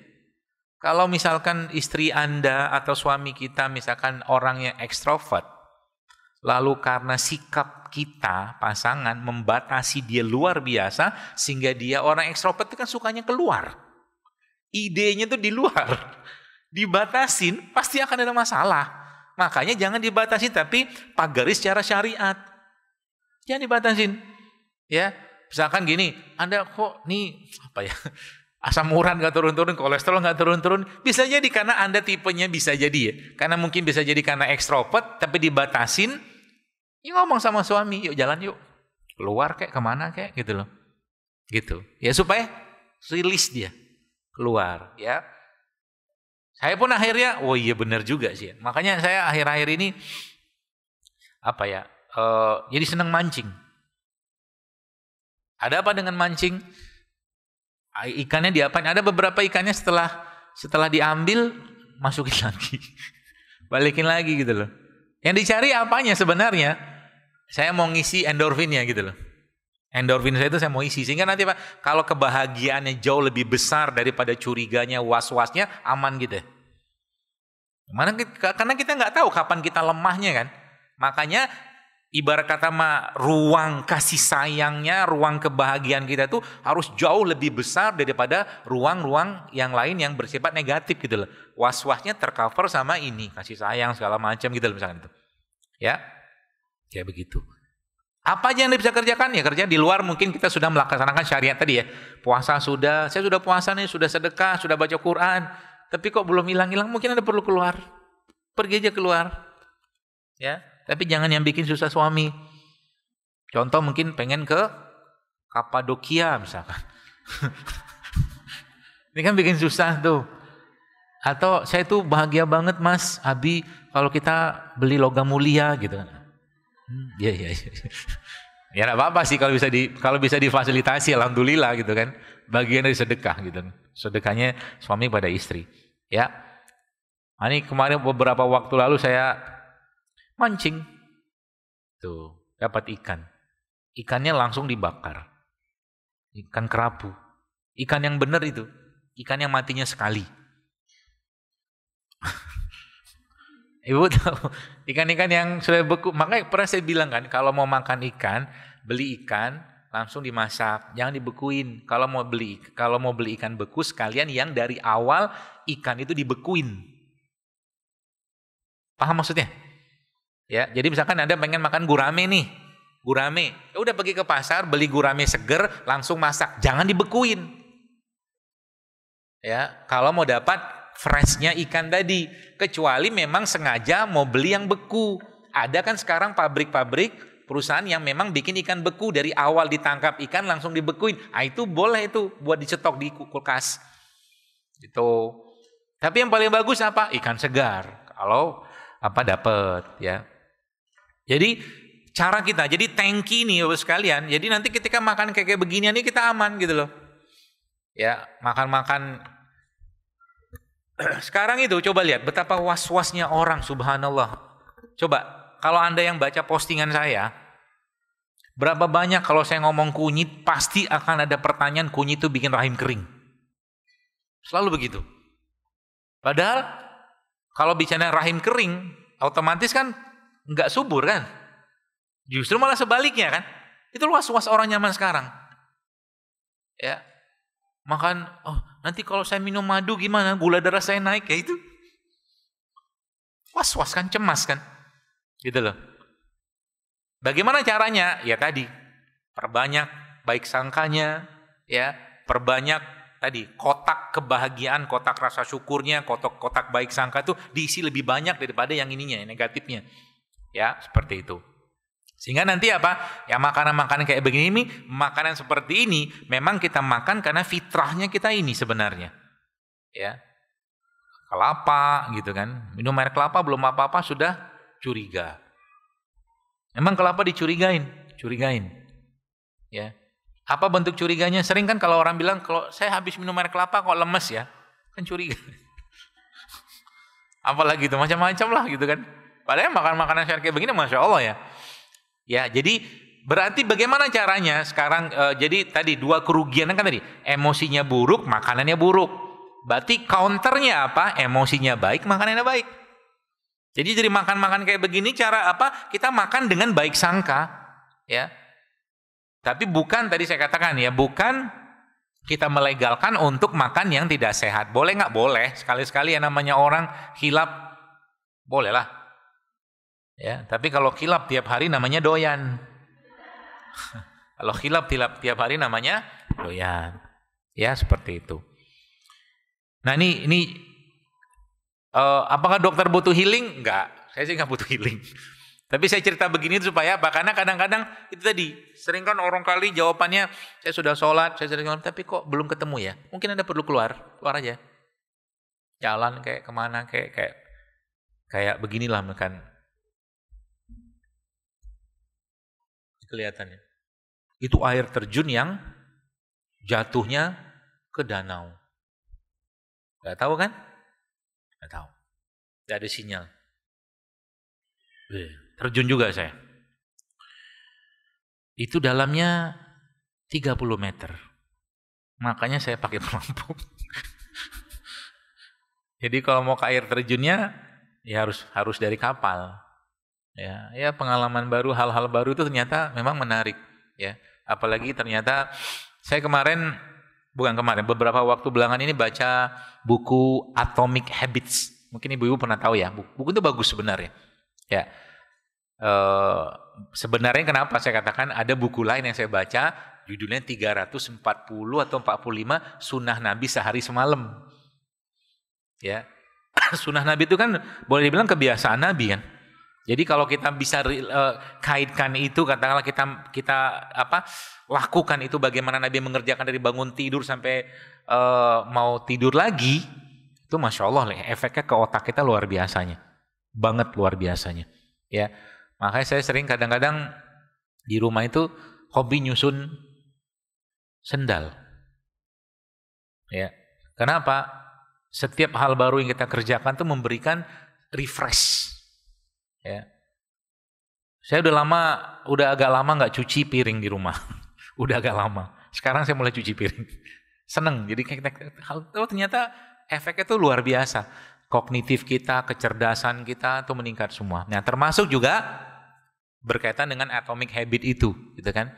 Salah satu yang saya garis bawahi di buku itu adalah bahwa ternyata kebiasaan itu tercipta atau terbentuk kalau apa? Kalau kita fasilitasi. Jadi sekarang kalau kita mau memfasilitasi niatan kita untuk mengikuti perintah Allah tentang makanan tadi, yaitu halal, baik dan tidak berlebihan, maka meja makan kita isilah dengan itu. Supaya nanti kalau kita makan, ya dimakan itu lagi. Hal-hal yang baik. Akhirnya apa? Kita mulai dapatkan itu kebahagiaannya, baik sangka dapat, segala macam, efek bagusnya dapat semua. Karena kita fasilitasi itu sesuai dengan kaidah hadisnya atau mungkin ayatnya tadi. Ya. Jadi ya kita melakukan itu bukan sekedar untuk hidup sehat, tapi bagian dari kita melaksanakan fitrah, padahal dan inilah bagian dari kesabaran, keikhlasan dan keyakinan kita kepada Allah Subhanahu wa taala. Ya, sehingga nanti lama-lama tubuh kita itu akan kalau ada sakit pun dia akan benar sendiri gitu. Ya, tubuh kita sebenarnya sudah dibekali Allah dengan penyembuhannya sendiri. Percaya deh, Anda mungkin kalau mungkin ya, lihat nih. Saya kemarin tuh ada luka di mana ya? Di sini nggak salah. Kena pisau. Ya, kenapa saya sering pakai pisau? Karena saya sering kupas buah. Gitu loh. Kenalah pisau, terus akhirnya saya apain? Saya tekan aja. Tekan, sampai berhenti dia, saya biarin aja. Lama-lama kan dia sendiri, nutup sendiri sebenarnya. Kecuali besar ya. Kalau besar lain cerita. Tapi kalau yang kecil-kecil itu kadang-kadang saya ngerti bahwa dia kan nutup sendiri. Asal jangan banyak gerakan, ya, jangan kasih apa-apa pun, kalau mau kasih apa-apa jangan aneh-aneh gitu kan. Aneh-aneh maksudnya apa? Ya kayak povidin, iodin gitu kan. Sebenarnya kan buat antiseptik. Sebenarnya dia juga udah punya di sini. Gitu loh. Nah, ini kalau kalau kita tahu ilmunya, kita yakin dengan tubuh kita bahwa dia bisa memperbaiki dirinya sendiri kalau kalau hati kita tuh yakin. Itu. Jadi kalau Anda ketemu dengan orang-orang yang penyakit-penyakit berat seperti stroke, kanker segala macam itu, yang Anda harus perbaiki dan semangat itu adalah hatinya. Berikan dia baik sangka. Sehingga kalaulah dia mati dalam keadaan baik sangka kepada Allah. Kalaulah dia sembuh dengan izin Allah, dia sembuh menjadi orang yang jauh lebih sehat dan lebih taat kepada Allah. Itu kan cara kuncinya. Ya, seperti itu. Atau kemarin saya juga sempat ke sini nih, karena udah 10:30. Oh, sini. Enggak tahu kan di mana kan? Bukan Pulau Seribu ini.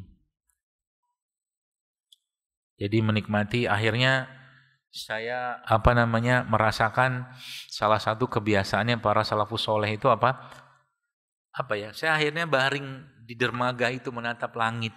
Ternyata indah banget. Dan itu ternyata memberikan efek yang beda ke diri. Makanya dalam Al-Qur'an beberapa kalimat-kalimat yang di sana itu disuruh menatap. Ya, menatap langit, menatap alam semesta gitu kan. Dan itu ternyata memberikan efek yang sangat baik ke tubuh kita. Ya, ke hati terutama.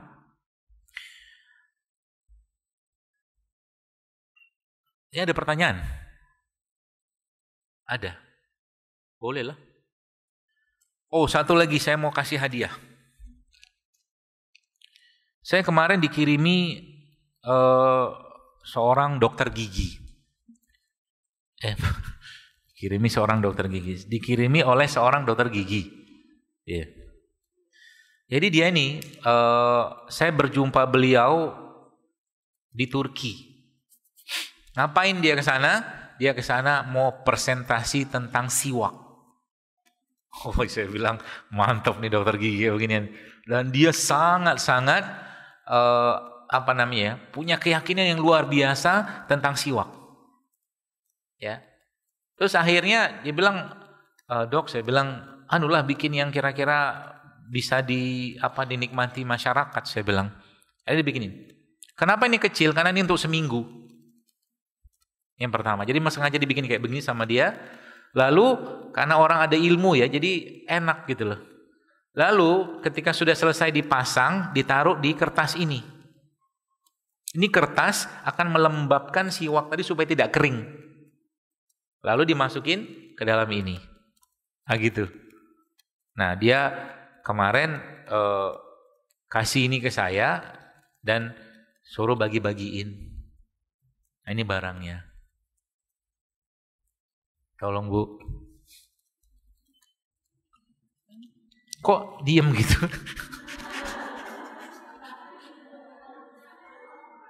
Jadi akhirnya saya pakai sekarang. Ya, jadi itu buat seminggu doang. Nanti seminggu ganti lagi. Kenapa? Coba lihat. Ini menarik.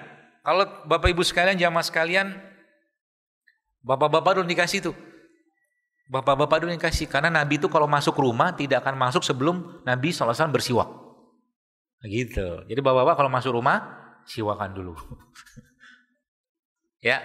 Jadi hadis tentang siwak itu kan luar biasa banyak, ya. Bahkan Nabi menyebutkan bahwa Allah tuh mencintai, Allah ridho dengan orang-orang yang bersiwak. Ya. Dan beberapa riwayat menyebutkan, kata Nabi SAW, kalau Allah tidak memberatkan umatku, maka akan aku wajibkan mereka setelah wudu itu bersiwak. Kalau Allah tidak memberatkan umatku, kata Nabi SAW, maka akan wajibkan mereka sebelum sholat bersiwak. Ya, itu kalau orang sudah kenal ilmu dan jatuh cinta dengan ilmu, apalagi apa yang disampaikan oleh Rasulullah Shallallahu Alaihi Wasallam.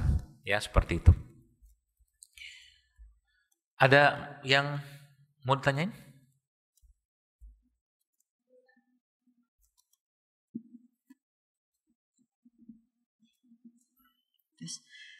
Assalamualaikum warahmatullahi wabarakatuh, Ustaz.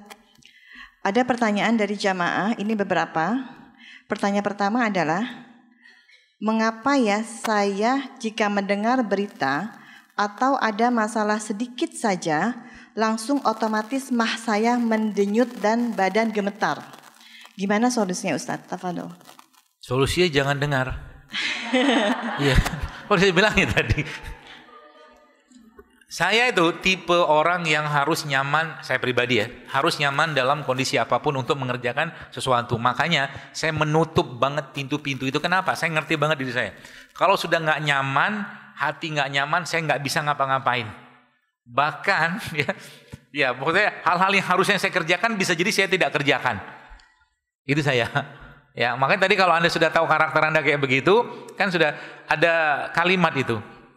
Man arafa nafsahu faqad arafa rabbahu. Barang siapa yang mengenal siapa dirinya, dia akan kenal siapa Tuhannya.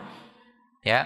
Makanya kalau udah kayak begini, ya, Anda harus batasin supaya tidak mendengar. Kalau sudah terlanjur gimana? Ya, pertama jelas tutup pintu-pintu itu, ya. Misalkan TV misalkan atau handphone yang ada saluran berita segala macam jangan ditonton. Atau bertemu dengan teman yang memang sukanya ngomongin kayak begituan. Ya jangan ngobrol sama dia, jangan dekat-dekat, bahkan jangan temenin, ya. Terus kalau sudah terjadi gimana? Ya dibenerin lah mahnya. Ya kalau mah saya kira mungkin sudah banyak sekali saya jelaskan mengatasi mah itu, ya.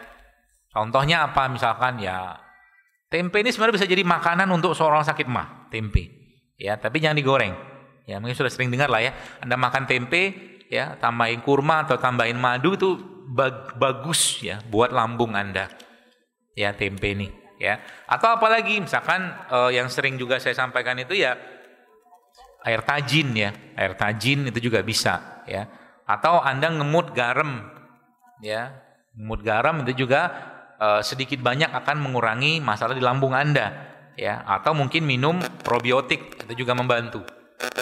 Ya, seperti itu. Assalamualaikum warahmatullahi wabarakatuh, Ustadz. Ustadz mau tanya, kalau minum air saffron satu hari berapa kali? Adakah efek samping minum air saffron? Tafadhol, Ustadz. Saffron. Saffron ya. Iya, saffron ini sebenarnya bukan herbal asli Indonesia sih ya. Cuman kalau kita baca ya, saya juga memang jarang minum ini. Karena memang pertama dari sisi harga, ya, tapi secara manfaat memang banyak sekali manfaatnya, ya. Saya ngomong gini nih nanti banyak yang potong, dipotong jadikan iklan buat jualan saffronnya, biasanya begitu. Tapi saffron itu bagus ya. Salah satu fungsinya memang dia punya dalam beberapa yang saya baca itu dia bermanfaat untuk meningkatkan fungsi kognitif, jadi mencegah demensia, Parkinson gitu loh. Ya, karena memang tingginya antioksidan. Saya lupa bahan-bahan aktif yang lain daripada saffron itu. Cuma itu salah satu herbal terbaik memang, meskipun harganya tidak murah. Ya, jadi berapa kali kita minumnya? Nah, efek saffron ini, ya, mungkin ibu sekalian perlu juga ketahuin, karena dia juga bisa menyebabkan penurunan tekanan darah. Ya, jadi jangan terlalu sering juga. Ya, nanti biasanya efeknya apa? Habis minum keliengan misalkan. Ya.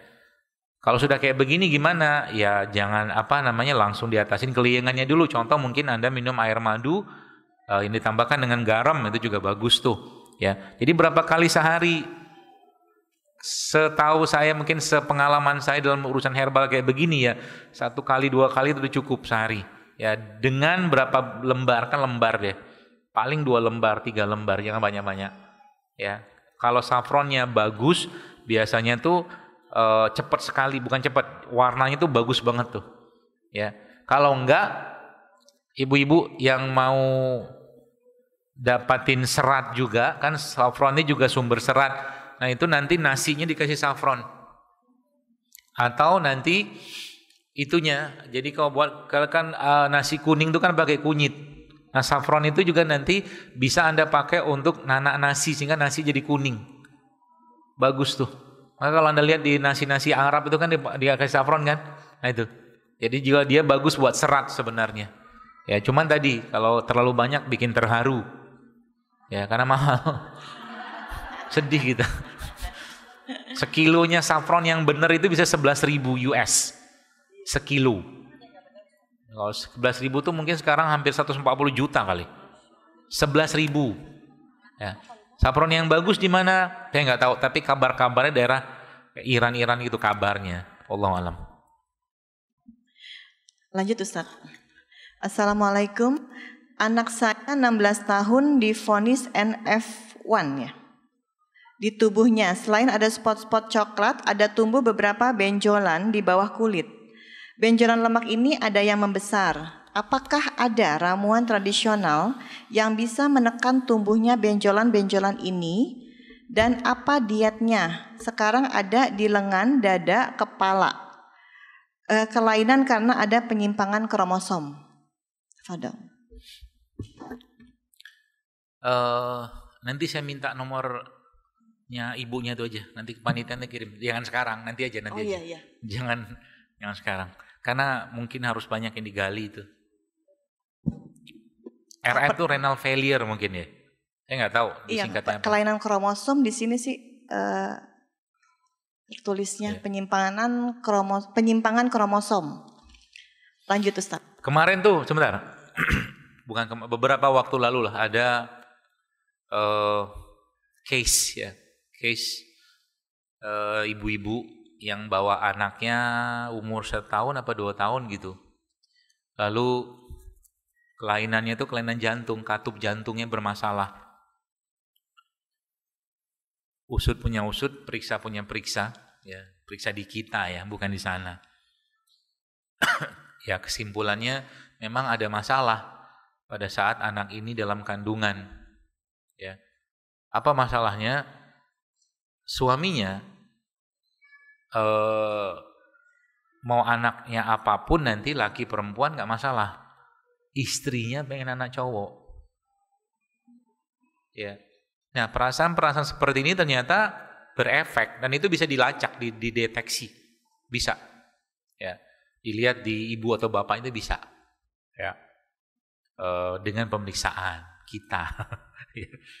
Jadi terus solusinya gimana? Kan kalau solusinya di dunia pengobatan modern ya tentunya operasi kan. Ya. Kalau solusi ini gimana? Kalau sudah perasaan kayak begitu terlalu berlebihan, ya bisa jadi akan ada semacam kekosongan, kekurangan perhatian kasih sayang atau perasaan dari sang ibu kepada anak. Ya. Maka waktu itu disarankan kepada ibu itu, ibu sering-seringlah peluk anak ini dan minta maaf kepada dia. Emang dia paham? Enggak, dia tidak paham. Secara bahasa kita, cuman bahasa hatinya kita minta maaf, ya ibu tadi sering-sering dipeluk supaya bakterinya itu ketemu lagi. Bakteri ibu sama anak itu ketemu, ya baru nanti dikasih herbal ini segala macam. Begitu. Kelainan kromosom seperti ini atau mungkin kelainan seperti ini juga mungkin bisa jadi ada kaitannya dengan itu. Waktu masa dia masih kecil mungkin. Ini anak dugaan kan. Sebagaimana ada kisah juga tuh. Kisah ini bukan kisah fiktif ya, tapi kisah pasien, kisah beneran, ya. Seorang anak umurnya 16 tahun, ya, dia kena tumor mediastinum. Itu termasuk tumor langka dan tumor cukup berat juga ya. Dan ternyata ketika belum digali dalam tapi sedikit sudah mulai teranu bahwa orang tuanya terlalu memaksakan dia. Akhirnya mengikuti kehendak orang tuanya, tapi dianya nggak mau. Ya, sehingga akhirnya jiwanya berontak, tapi nggak bisa ngomong, raganya melakukan perintah yang sebenarnya nggak sesuai dengan keinginan dia. Maka jadi orang tua jangan maksain ke anak. Apapun. Dia mau sekolah di mana, fasilitasi aja. Jangan dipaksain. Karena kalau dia nggak mau, atau mungkin dia tetap kerjakan dalam kondisi dia tidak terima itu, konsekuensinya berat, bahkan bisa sampai ke kanker. Serius. Ya. Seperti itu. Assalamualaikum Ustadz, apakah penyakit turunan itu juga berasal dari hati? Kapan kita memutuskan berobat ke dokter karena tubuh punya kemampuan menyembuhkan juga kah? Apa beda sugesti dengan yakin penyembuh adalah Allah? Ya, saya kira mungkin tadi sudah saya jelaskan ya tentang hati itu kayak apa efeknya. Ya memang dia amat sangat erat kaitannya dengan hati. Ya, Anda nggak percaya begini? Ini ada satu kisah lagi. Ada anak-anak mungkin usia berapa ya? SMA atau berapa saya lupa itu. Jadi anak ini makannya sehat, ya. Pokoknya makanan minumnya sehat, prestasinya luar biasa. Tapi kerjaannya kalau sudah di dalam kamar dia melukai dirinya sendiri. Itu apa coba? Kan bukan penyakit itu, ya. Tapi mungkin bisa jadi kurang dialog, kurang kasih sayang dengan orang tuanya, atau mungkin kurang ngobrol juga bisa. Karena anak-anak pada umur tertentu bisa jadi bukan doktrin tapi dialog. Butuhnya dialog, jadi diajak ngobrol. Ya, seperti itu. Jadi hati itu ya kunci semuanya. Maka sesuai dengan hadis tadi sebenarnya. Jadi setiap organ tubuh kita ini punya emosi, itu yang saya pahami. Ya, makanya pengendalinya dia si hati itu, heart gitu kan. Kalau dia bagus ya tentara semua ikut-ikutan bagus. Ya, tapi kalau dia sudah bermasalah, tentara pun ikut bermasalah. Ya, jadi penyakit sampai ke autoimun pun itu akan ada kaitannya dengan ini, autoimun. Ya, contohnya kayak rheumatoid arthritis itu ada kaitan. Yang saya pelajarin ya, ternyata ada kaitan dengan ini. Jadi hati-hati dengan hati. Ya. Nah, pertanyaannya kapan kita berobat? Urusan berobat itu sebenarnya kan berobat kemana aja lah ya. Jadi misalkan gini, ada orang tanya sama saya gini, dok saya punya lipom itu tumor lemak. Saran saya ke mereka apa? Ya udah bawa ke dokter bedah, dioperasi sebentar selesai. Cuma pertanyaannya kenapa muncul lipom? Nah itu, apakah ada kaitan? Mungkin kalau di runut-runut emosi sih ada, cuman itu jauh lah. Cuman kalau saya lebih suka lipom atau tumor lemak itu kan pasti ada masalah dengan ibarat kata metabolisme lemak dalam tubuh dia atau metabolisme secara umum. Nah, itu dibenerin tuh habis itu. Tapi untuk solusinya apa? Ya udah dibuang aja dulu, operasi gitu loh. Kan operasi kecil misalkan lipom ya, tumor lemak itu. Jadi kapan kita memerlukan atau mungkin kita berobat? Ya pertama kalau ada emergensi, ada sesuatu yang darurat, ya berobat. Contoh mungkin tumornya atau kankernya menyebabkan perdarahan, ya datanglah ke rumah sakit. Ya, harus datang ke rumah sakit. Ya. Diapain? Ditransfusi kayak diperbaiki kondisinya misalkan gitu. Atau mungkin lagi ada masalah, mungkin terlepas di penyakit hatinya apapun ya. Misalkan kejang-kejang, bawa ke rumah sakit lah. Ya. Biar kejangnya atau emergensinya di stop dulu. Ya, jadi jangan kita lagi misalkan ya bolehkah kita mengobati orang kejang-kejang dengan Al-Qur'an? Ya boleh aja. Ya, cuman tadi seberapa yakin kita dengan Al-Qur'an untuk menghentikan kejang tadi kan gitu. Ya, tapi kalau ada emergensi, Islam memberikan celah ya atau mungkin pedoman yang sangat jelas tentang bagaimana kita berobat. Jadi nggak masalah. Misalkan misalkan ada seorang kena tumor terus dia mau berobat dioperasi silakan saja, nggak masalah. Cuman dia sudah harus mikir ini tumornya itu muncul kenapa gitu loh. Karena dunia barat yang selama ini ada itu kan cenderung tidak ngoprek-ngoprek di sana. Ya. Dan tidak perlu salahkan juga di sana, tapi maksud saya itu kita sudah harus mulai muhasabah diri. Itu kenapa muncul penyakit ini? Sebab apa? Nih sebabnya. Para ulama itu Bapak Ibu sekalian, kalau ada tikus masuk dalam rumahnya, mereka beristighfar dan mereka mohon ampun pada Allah karena ada dosa yang mereka kerjakan sehingga makhluk itu masuk rumahnya. Tikus loh. Apalagi penyakit. Gitu maksudnya. Jadi saya tuh kadang-kadang ya kita mulai, ya kalau tikus lewat tiap hari gimana? Ya mungkin lingkungannya kurang bersih, mungkin dari sini enggak lah ya. Tapi ada kan orang kan ya tikus. Karena tikus itu termasuk hewan yang disunahkan untuk dibunuh selain cicak. Cicak kan dapat pahala 100. Ya, makanya kalau bisa bunuh cicak, tuh cicak dibunuh ya. Pahala tuh. Ya, tikus juga termasuk yang diperintahkan Nabi untuk dibunuh, atau tidak sebutkan secara spesifik tikus, tapi hewan yang berpotensi memberikan bahaya ke rumah. Misalkan ya, kita zaman dulu kan rumah-rumahnya kan pakai lampu api gitu loh, lilin atau apalah gitu kan. Nah itu kalau hewan itu lewat, jatuh, kebakar. Nah itu makanya disunahkan itu untuk dibunuh. Ya, jadi penyakit juga sama. Ya tadi mungkin urusan misalkan kita mau berobat, ya ambil saya yang kita paling yakin mau berobat kemana. Tapi catatannya apa? Catatannya jangan sampai yang melanggar syariat. Ya, gitu. Assalamualaikum Ustadz. Maaf saya mau bertanya. Usia sudah 4 tahun angkat rahim, tapi indung telur saya masih ada. Gimana cara untuk mencegah agar tidak terjadi menopause dini? Dan gimana caranya untuk menyembuhkan fatty liver? Terima kasih Ustaz. Fatty liver? Iya, fatty liver tulisannya. Apa yang diangkat tadi? Rahim. Angkat rahim tapi indung telur saya masih ada. Oh. Supaya tidak menopause. Menopause dini. Ini saya kurang tahu nih, karena agak-agak sedikit kekandungan, karena bukan bidang saya. Mungkin bisa dikonsulkan ke dokter kandungannya ya, mungkin ya.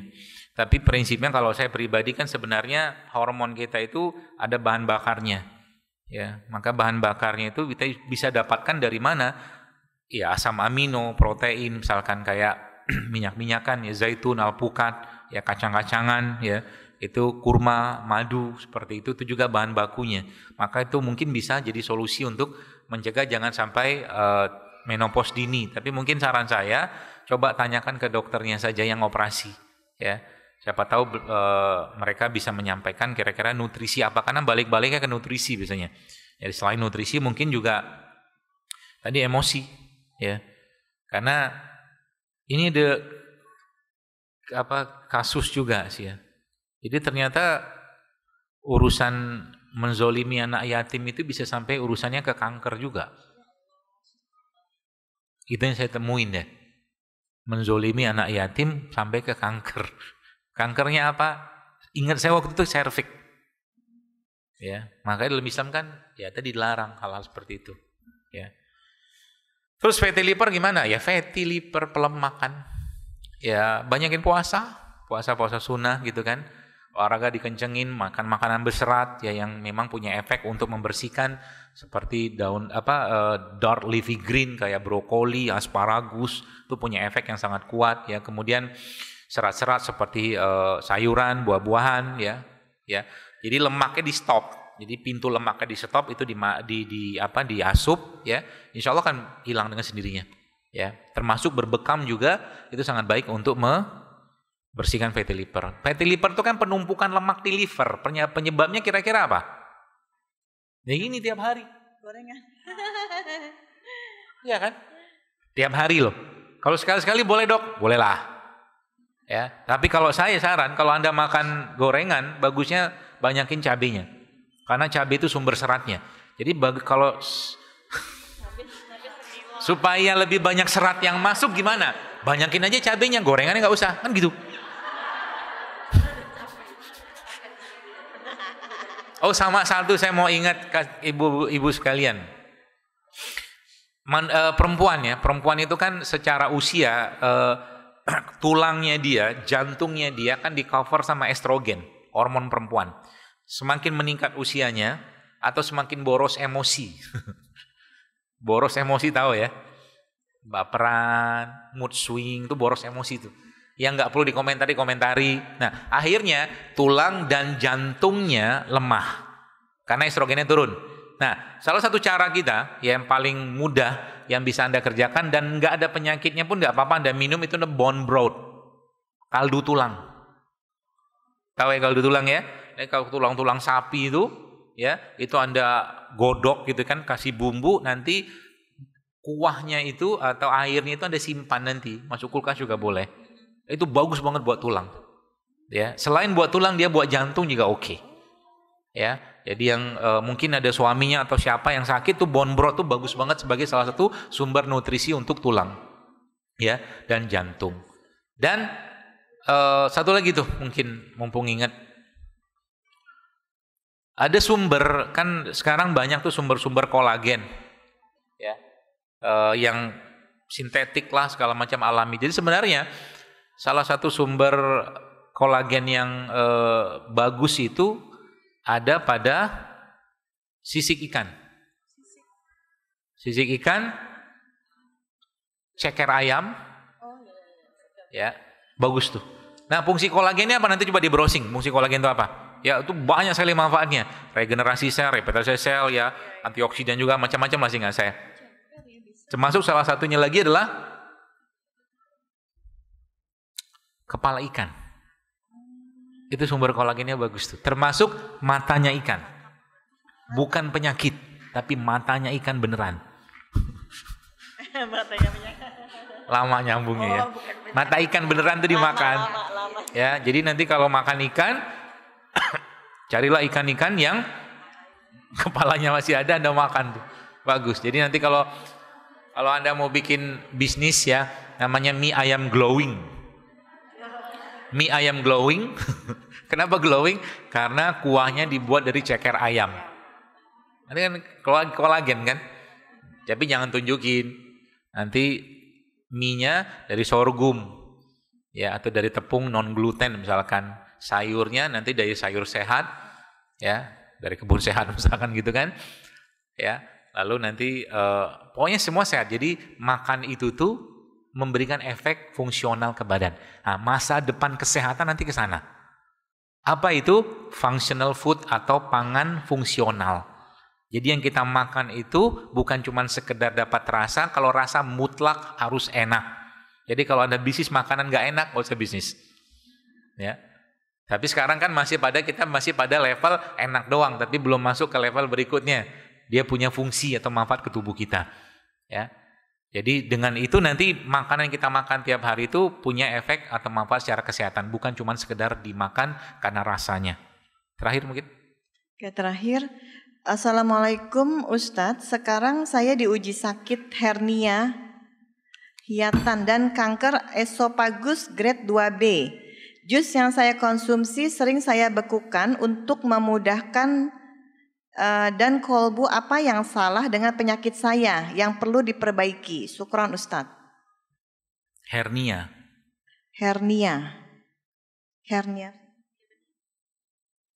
hiatan dan kanker esofagus grade 2B. Hernia tahu ya. Hernia itu masuknya bagian usus ya ke dalam satu lokus tuh kayak lubang, jadi jepit situ dia. Itu hernia tuh. Ya kalau di medis solusinya kan dioperasi. Ya. Tapi kalau khususnya kalau sudah emergency, ya sakit banget, nyeri banget, biasanya dioperasi. Ya. Kalau tanya penyebabnya apa, lupa saya. Banyak itu penyebabnya, tapi saya nggak ingat semua. Terus ini kan beda penyakit ya. Satunya hernia, satunya kanker. Kalau yang saya tahu, hernia itu kalau Anda bisa ketemu dengan ahli pijit yang benar, itu bisa dibenerin. Ahli pijit yang benar. Ya, yang dia tahu lokasi tubuh, itu insya Allah membantu. Ya. Ini untuk hernianya dulu. Kemudian yang kedua apa? Karena dulu saya pernah belajar, orang tapi udah meninggal Bapak itu tinggalnya di Pemalang. Ya, Pak siapa gitu. Nah, dia ini sering jadi rujukan bidan-bidan sama dokter kandungan kalau ada kasus bayi lintang apa sungsang gitu. Dia pijit balik Pak. Gitu. canggih ilmunya. Saya pernah belajar itu. Emang rujukan untuk membalikan itu. Jadi sebenarnya tubuh itu lagi-lagi kalau benar tarikannya dia bisa kembali itu. Ya. Nah, termasuk hernia ini, termasuk juga akupuntur. Ya, akupuntur itu karena urusan sama meridian atau jalur, ya. Kalau yang ngerti jalurnya itu bisa dibenerin. Ya, bisa dibenerin untuk nanti dikembalikan keseimbangan karena biasanya kan dia tuh kalau di akupuntur ya, dia tersumbat, stagnansi, ya kurang energi gitu-gitulah. Ya, nanti mungkin bisa tanya ke ahli akupunturnya. Nah, kalau esofagus ini kan kanker ya, kanker esofagus ya. Maka terapinya ya harus balik ke terapi kanker itu sendiri. Ya, tadi mungkin saya dari awal sudah saya jelaskan bahwa penyakit itu adalah teguran, maka mulailah dari bertobat dulu, minta ampun sama Allah. Ya, dengan cara apa? Sholat 2 rakaat, sholat sunnah, ya, sholat tobat mungkin bahasa kita ya. Mohon ampun ya Allah jika ada. Jadi kita harus benar-benar tumpahkan perasaan kepada Allah, karena penyakit itu biangnya kan kita sendiri sebenarnya. Ya, atau mungkin asal dari kita, karena ulahnya kita. Ulah apa? Ulah mungkin secara fisik atau ulah secara emosi. Gitu loh. Maka kita minta ampun atas kesalahan itu sehingga nanti Allah kasih petunjuk. Nah, obatnya apa? Banyak. Jadi kalau mungkin untuk kanker-kanker itu terlalu banyak ya kalau mau disebutin ya. Herbal-herbal yang bisa digunakan. Contoh mungkin dulu saya sering pakai itu tulang rawan ikan hiu. Tulang rawan ikan hiu itu atau shark cartilage itu punya efek memang menghambat pertumbuhan sel kanker. Itu ada risetnya. Ya. Tapi lagi-lagi tadi saya katakan, sepanjang hatinya belum benar, nggak bisa. Ikhlas banget, ikhlaskan, sabar, segala macam, baik sangka sama Allah, baru dia bisa bekerja dengan baik. Ya, itu yang pertama. Lalu tadi mungkin jus-jus tadi mungkin dalam kondisi mungkin susah menelan atau mengunyah, ya tidak apa-apa, silakan aja teruskan.